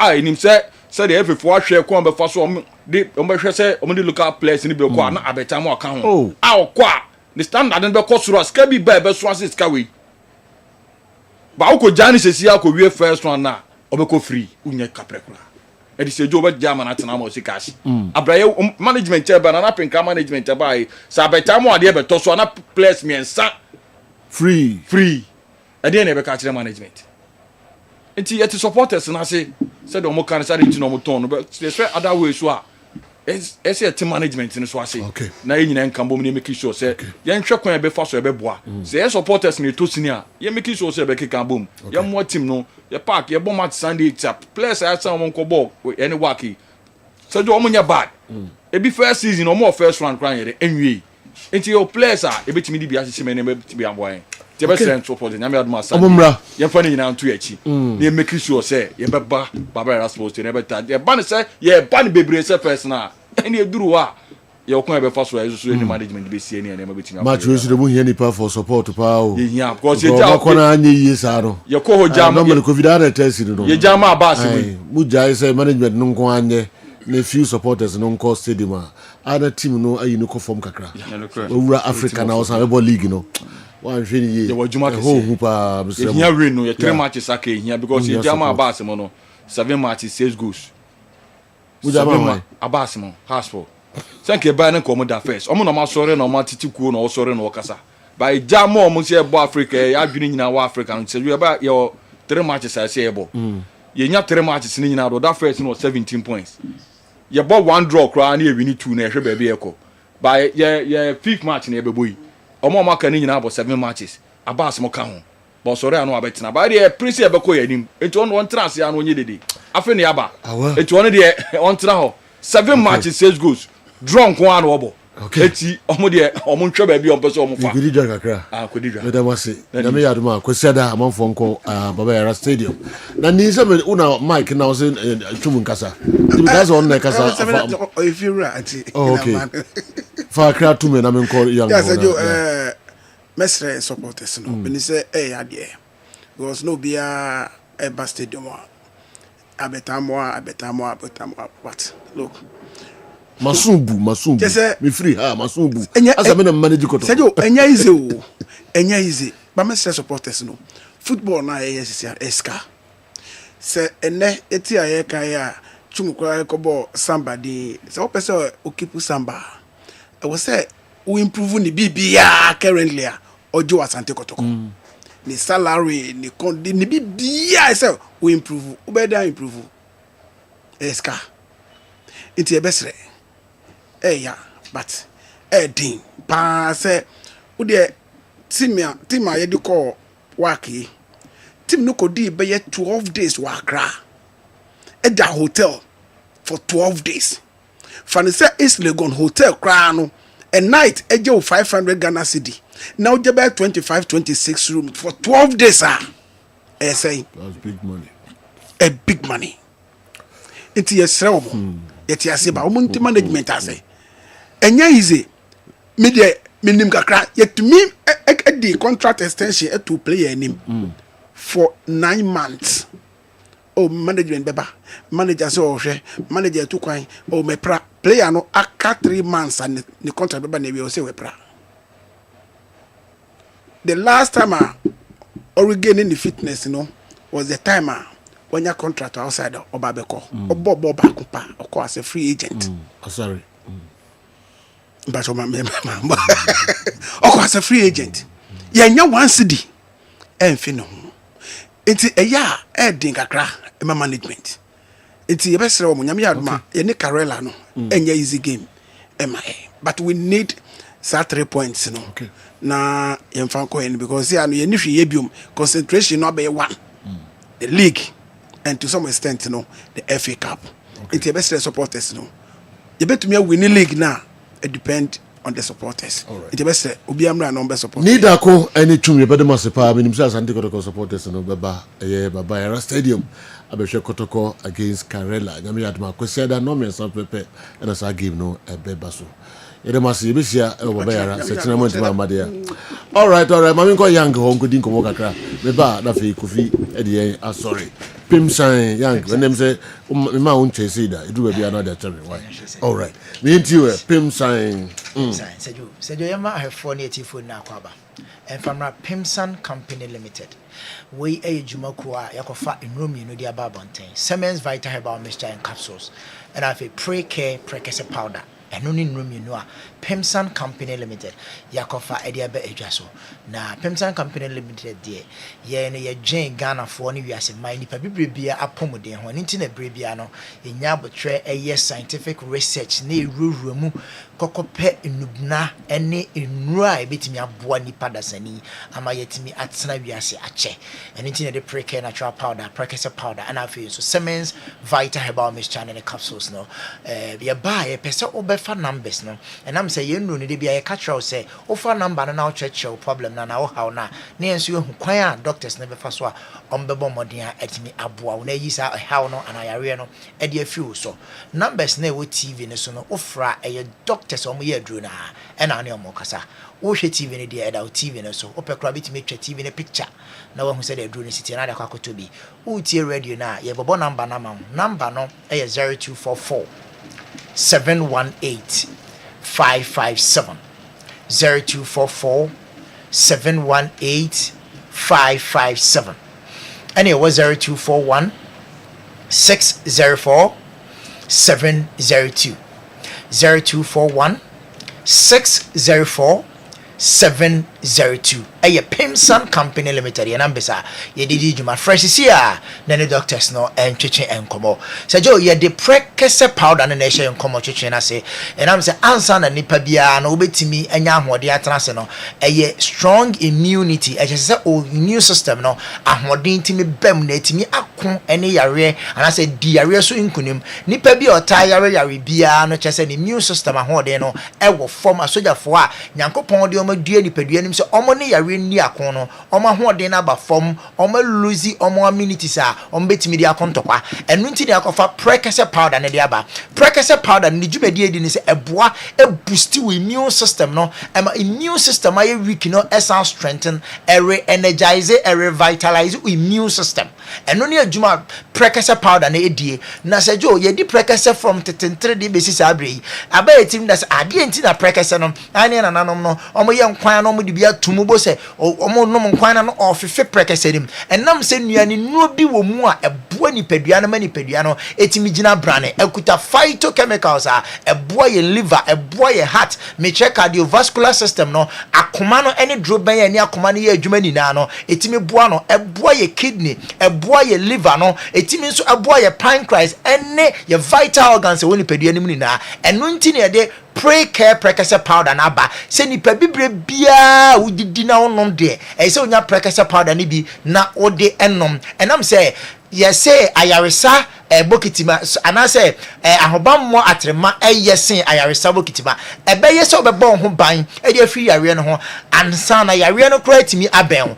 eno nti na be hie pray care prekese powder no pray care prekese powder na ekuta nuane nu a eboa bitise potassium magnesium nini na eye nuane nu eboa manipa wo bi no etimi gina brane nti nipa bia no se immune system no wa hoden na se wo sa ne oma we ni na bia eboa ama utimi gina brane yare entimi emma so nti obi a wo hwe ye utie ye kakra bia na wo yare no phone ukoda untimi nda moja ni ntimi ni afurisa ne ye eni ti na wo da untimi nda no unya pray care prekese powder ne bia beboa ama bibia akwa senka pages betimi de pray care prekese powder ne image no ato so ama hwefo ananka hwefo hu aduro na ameka ho asem no sede esitie enti sede ameka no obi a me pacho utie me na enei no ode na akwa ete say yes sugar na ekosro ukọ hospital ko check blood sugar ekosro no but man say on sabeka pray care natural powder and a prekese powder ne bi ode okuta phone obetimi agogo health benefit of prekese obeka ni na atram wo hunu say sebi asema ye ka na enye hurudo hurada sem bi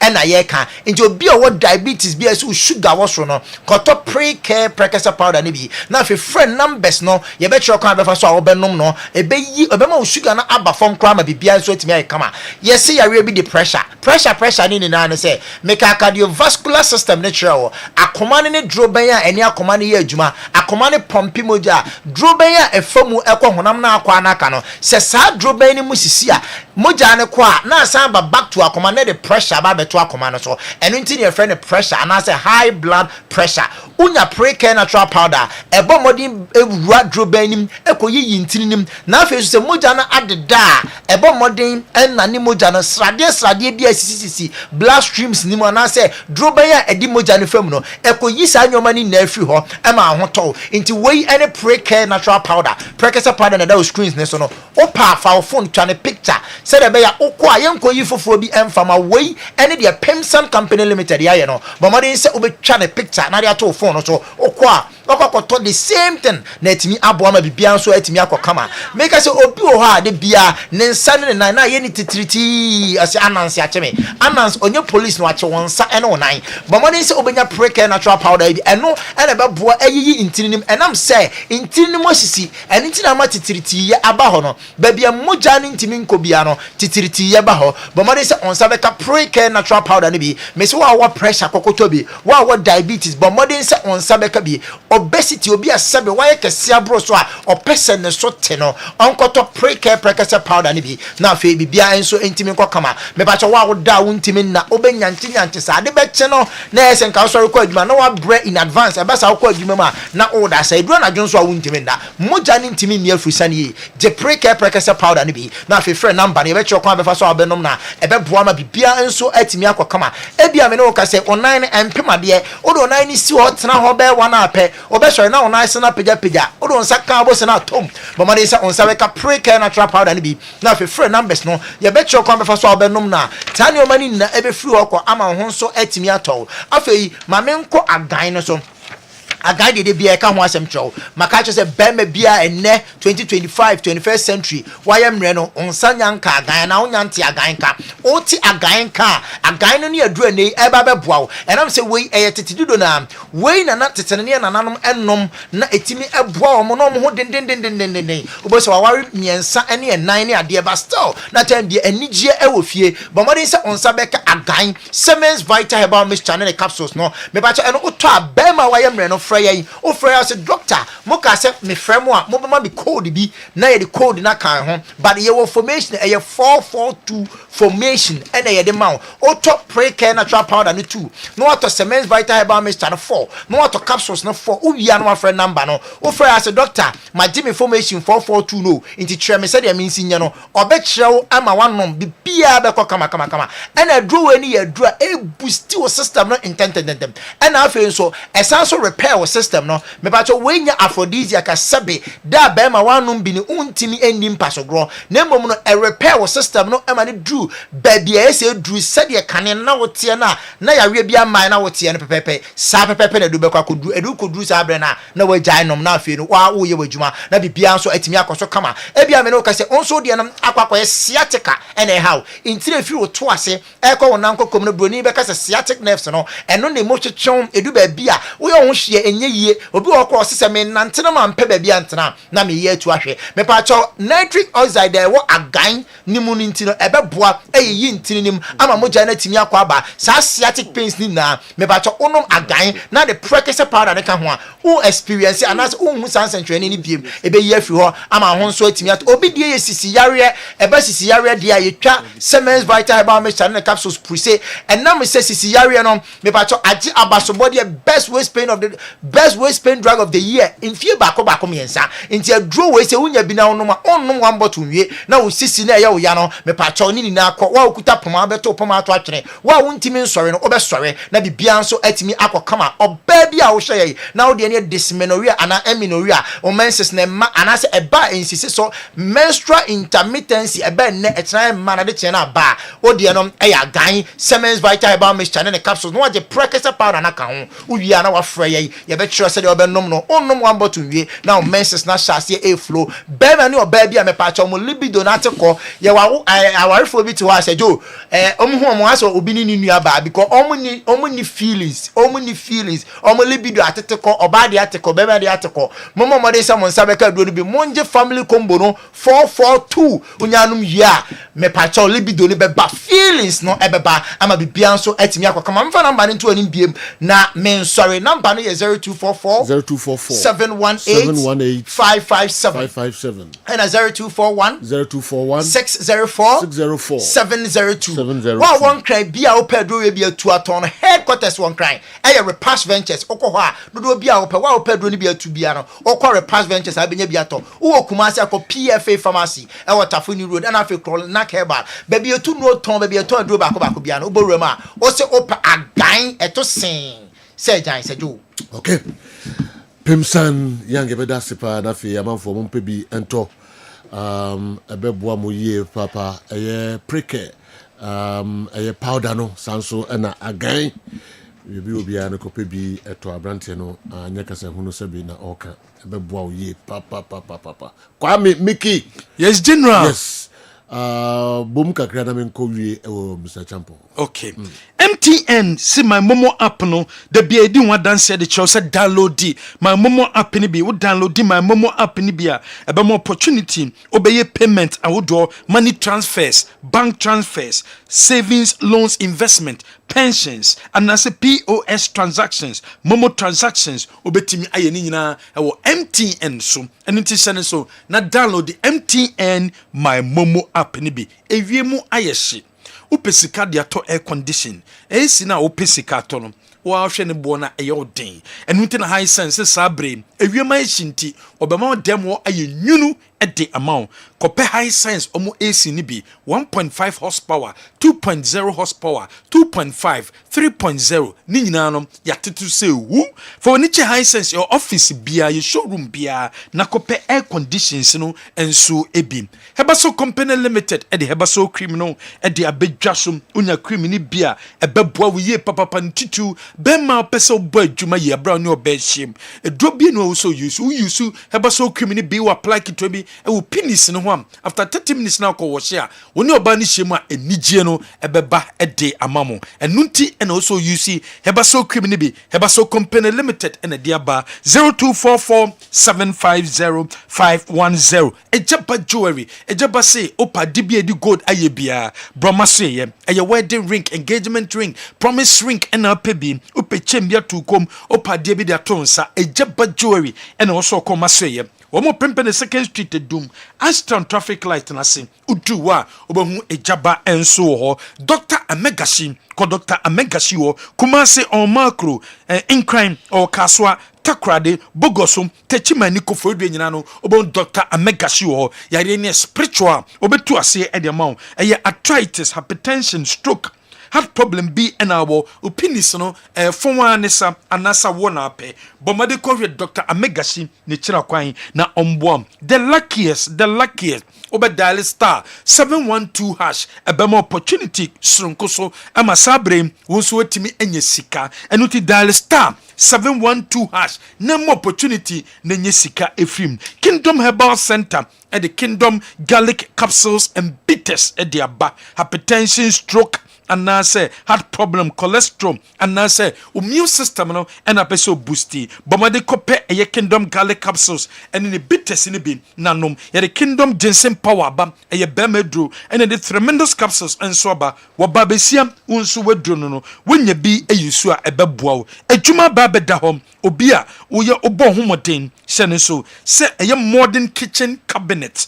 utimiye wardrobes a wood modern ones no utimiye bi wedi between 18 to 30 years opportunity no aba at the amount se ubenya ejuma ayen se wardrobes for another kitchen cabinet uni problem anasa we obia eye carpentry work no and also we are deal free number way 0544 604 448 0544 604 448 best max buy same obia ope eye Infinix phones ne bia to de max buy and also ko hwemi kira kwan Infinix Hot 15 Infinix Hot 50 Pro Plus Infinix Smart 9 HD and ape bia to max buy se bra uto fridge uto AC uto eye television ye ma free kettle at the account your number is 0544 019 552 okay kwa mikafe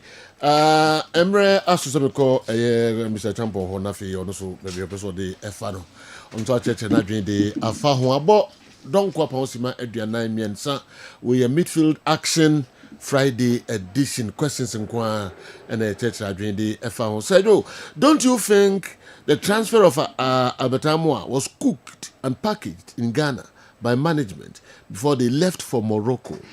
Again, don't you think it will be both it will make both football and economic sense for Asante Kotoko to sell the players who do not want to extend their contracts during the January transfer so that they do not go for free? Yao Edupoku and so they are there about I don't know. Then cook and was cooked. Yeah, but if there's no negotiation, the better than Omar now says our time. I didn't say says our time I'm buying no. I'm sure they, but I think that on that score I will rate the management high. So Omar leaky, it didn't come out. Yeah. I didn't read anywhere. But meanwhile, I think they had been contacted on negotiations. So once they concluded the deal, and no one else here. And I think the management worked professionally in terms of that. And because I did be ana to be a player of na barbon team. So no there's no discussion and 10 of the players said in no a creative problem. So on that score I think that they did well. Okay. So the offer was there but they never discussed it until say concluding no the barbon team. The second part say player who feels or Chiomumu. So be extended contract. I'm on turn fast. Yes, so off and quantity. But sometimes you also it will be so or stay at the bay amount or a chance can out turn on accord. It depends on which competition I will. If you have a call Africa, do you think say probably would have sold a better more? I don't think so. You've got to qualify for the if anything. Group stages, maybe the situation could have been different. And I saw no company so then dusted before game no end. Yeah, I agree with you. But in this Kotoko Africa now be between more So because you're more we na kokra because Africa will bring money. It also would project other players, so there will be offer for other players. No it depends on the situation. Competition are all so no. Na be aba ya so onko. No be say FIFA World Cup ni we playoffs no. Nti omo koye draw on the 5th of December. Now we no be anything. There's always an avenue. So when be one team never qualify. Nti omo be play sama no. So no. Say ebia the playoff winner no na so mo da banti be pick playoff winner nti omo wi a ba ko be win no be na be hye saa be ko ya draw no. Very simple. It's part of system no dey draw nti we dey anya dey complex crowd. Obviously Raja ne work match on boy no. Sa 5 weeks no ho no. Yeah. The real technical name in football terms are e come match on can pyrotechnics. Okay. Pyrotechnics. They are banned. But Ombeye Momotu are fine. They find them all the time. No, calf. Omo find you, omo find you, but they will pay. Because they are raising enough money. Things that doesn't energize supporters no more. Omo ba on the choreograph or rehearse no more by ye. Don't be any now. But the money they will make is far more than what they find or all those things will come up to. And what do? Do you rather prevent the supporters from coming or to come to the stadium and display the pyrotechnics? Next time. Not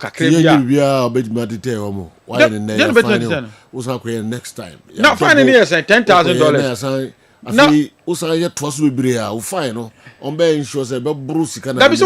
not against we be say and yet law no break say player on your eligible na ko ball and I be a to point and I go you fit aim. They can fine. And so a behavior anti fine maybe we are do so be a fine cost but the cost right chain way obi ka say stadium 40,000 euro. There's a ticket be for even a fan saying $40 cry that's $1.6 million. Yeah. Now fine $20,000. Against $1.8 million. So do you stop the supporters from coming? No, the channel. Sometimes they do it. You search players, no, search spectators, no.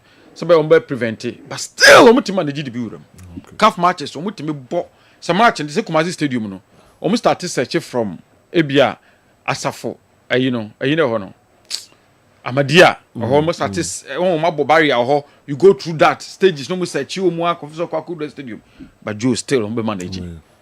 So, especially on calf matches now, but this local match, to be seen, cry. So, Raja for no, who say we need buy more of green, work for no, buy more of red, pyrotechnics. A comedy, no. Also, one the best performing GPA club. You compare last season. To compare last season. This season, I think that Heart of Lions is looking interesting, and then Adriana too. Adriana Heart of Lions basically because I think we maintain our squad. No, can claim everyone from last season. Adriana, they are doing well. Joe, they are doing well. You compare last season. Okay. Yes, if I compare last season, I can't say this season. Even though if you say Gold Stars, but Gold Stars, only a last season champion. There's only be this season. Send your one. So what must you? So that's why I'm pinpointing Adriana and then Heart of Lions. Okay. If you seen Adriana when they went away against Hoho United, that Ima go no Imano Ezimano ma forward go no it's one of the best goals. So Albertman when that goal can go a long way and trust it to me pushy Sago nominate me a question. Also North Africa teams no it top players anyhow. Now careful new no careful time a year registration. Buying player different from registering a player for the player to be eligible to play. We should get this difference. And they could put my sign player. And I'm to say, we if we must sign it. Does not mean so impacted my league because the window to register player for the league. They chum. When the opportunity come and not register no about match. So what matter? Maybe about friendly match. So what I say, and that's why North Africa from Mutu as long player be available with me, I sign no. But does not mean say a chance to register so on bobo. So Hakim say chance so. No. So kotoko match so Kobe. Match you mo anui. Oh no stadium. Okay. Work yeah, he was in the stands, he didn't play. If he was registered so on mention. So you can sign, but there's no it is different between signing the player and registering the player for me to be eligible to participate in the competition. Yes, but he's not registered. He's not registered. So on that I'll say what's okay. I'm saying no, then. It's a player. Yeah, Hakim Nye. He was there at the Wakne Raja Derby game. He was there. He was there, but didn't play. I see player share goal, not or you shirt near my yellow card, red fever, overturn what do you call it? Goal now. Now yellow card near there. The yellow card is not for goal, no news. It's for shirt now. Would do the yellow card will stand. You could have celebrated with that. It's really removing your shirt, and is that also? And then the paper. And then there's this we say if the Saudi model no is it possible say bit my Ghana? I think yes. Me I'm for it. Okay. And it need if the government you know who say Saudi model no, government have for clubs nibi. Yeah. Omo the Saudi players no more all the money no dey nyina no omo ye. On the mention no. Yes, but if the money is there, player no him for. So because we want to transfer into possible Ghana, possible Ghana, because government are fat or whatever institution are fat players, class bear 4. So we are investing player be our PBR today, phenomenal because we want the league to improve. We want players, say bit me, retaining players, attractive players. They are paying the players who they are paying them. Where are they going? To transfer no coin bill. And not to say, oh, what 20,000 with Libya. Let's say 20,000 wabako. Even if you 15,000 wakra, on Libya so 20,000. I've told you, Joe, especially Benghazi. We will choma who say aduma na na ma wokwa. E dan nyina etu abobo dan hu nyina na da kosi keditia. Benghazi. I'm telling you, it's not like conducive place for you to live there. And this is $20,000, $15,000. So you won't go to Libya so 20,000. Even $10,000 crowd you and here won't. So I'm saying that the model can work. So I forbade 2 teams. Or more can you know they are pushing money, buying players for you, paying the players well for team, not league into Masura. Look Angola, what is happening there? 14th, Ghana is going to play friendly matches against Japan and Korea. Angola is sitting home, playing against Argentina, world champions. Morocco kaso with Argentina. Sikana Argentina bo Morocco and Timientua. Angola 12 million euros. It's how much the government investing because we say 50th anniversary. So omo arrange friendly match am Angola national team no mabo. Oh, the report is that and the match is costing 12 million euros and the government is prepared to fund that. Argentina to come to Angola, Luanda with Messi to come and play friendly match. Who look at the impact of it, 12 million euro. That's the report. Said the match cost no. I see. But Angola is doing it against Argentina. 14th of November, Messi and his, Lieutenant Omubo Argentina national team, the world champions, will be playing in Luanda, Angola, against Angola national team. That is a hard. Nobody accountable to the government. Would that be possible? Oh yes. Be free management. The Saudi investment went and brought guy no here Jumamamu. Nigeria ni half Nigeria no here Jumama Chelsea. Is it Michael Milano? Yes. They brought him as the guy in charge of all these things. On the pushes and to identify players into some of the negotiations are done at the headquarters, not the club level. What must I say? No much players in my teams. No. If the player, running team, no player no mupa, the negotiations is done centrally. No one afund it. We see no. And now no a young here, Saudi we can from stadium. A bit more Cristiano Ronaldo 200 million a month. Then nipa say the stadium. And now we Saudi league no so here. Nipa na say only Ronaldo alone is 200 million a month. Menyanka Sadio Mane any kofo do mubo anasa no. Al-Ittihad, Al-Ittifaq, anyone. Al-Ittihad nko enye ho na Benzema bo. Enye ho na friend say N'Golo Conte no home nyina bo. Look at the money. Do you think it's from the system? And I attract all these players are mobile. Now we are discussing the Saudi League. That's what they wanted to achieve, to try and build it. Okay. This is a back one getting interesting, but time also every year, Papa. Now you person or push me friend saying honorable Kojoban yes. Say because transfer anything I GFA and I should know. Oh no, yenye sir. We source of information through the back door. No. It's at the GFA. So I can go say mama me share we na makoka want. No, don't do that. Okay. It must come through the official channels. Don't do that. The GFA. It's difficult for us because of this side in my this is BBI official says about me discussing. Okay. Because your department no go through. Director for IT be and one no. I can't go to him so be when I'm yes sir. Okay. I can't do that. Now, for you know, if you call my ton of crowd or more signing, but if you call me register, they've not even requested for ITC or loading normal in the system, no, not crowd for the team to be official. So what to them, I mean, for Sia, now, but could be another minimum of comment on one as a video. Give your worry. Obi suggests if you don't now, in the meantime, I'm suspending. That's his suggestion. So if he comes up for away from when we discuss it. I wasn't present at the last ESCO meeting, but I don't think. Yeah, I wasn't present at the last ESCO meeting, but I'm not sure it came out for discussion. I'm not briefed with the last executive council meeting. When we meeting, I mean, we were Egypt with the Black Queens. So I wasn't present. If it comes up for discussion, I'm sure they'll discuss the merit pair what the statute in Normal can, and then the right decision will be made. But I'm not sure this is someone discussing the last meeting. ESCO meetings, Oba. Well, I wasn't present at the last ESCO meeting. I think the one before that, whether she was sick or she called in sick or something. I've forgotten. Okay. But my last one, I'm in all right. Good man, Fancy. I'm Renoko. What that room? Next area, Bia. Akasiman na ipena no. Obe yeki tu ebi na 30 minutes. So Sister Rose Mumbodi Manchester. Ne papa yi no. Eba so weekend we say. Me ka Rose Mumbodi dia na me ka me chairman MPP chairman Manchester Mr. Louis Mason han na se yi. Mr. Joseph Bodi Nana Kofi. Ohim Roman Catholic Church. Me dan opo channel pa yi na ebe ko ho. Na wi ano ye Roman School Park ho.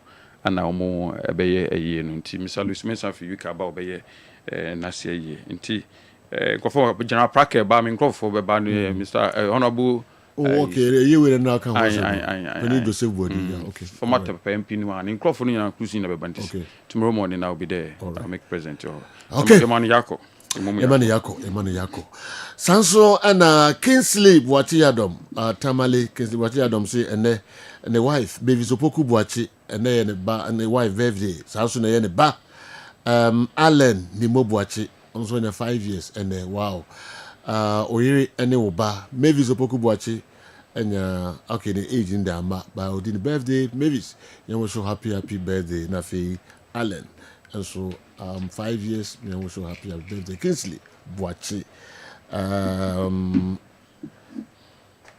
Ajiman Yadom Kingsley Boachi Yadom so much happy birthday. All right you be konya kwa kofa Dr. Edmond Arthur and Sonkrato Kakra Balm of Gilead na yede apeja yemu ye kwaba sisia Balm of Gilead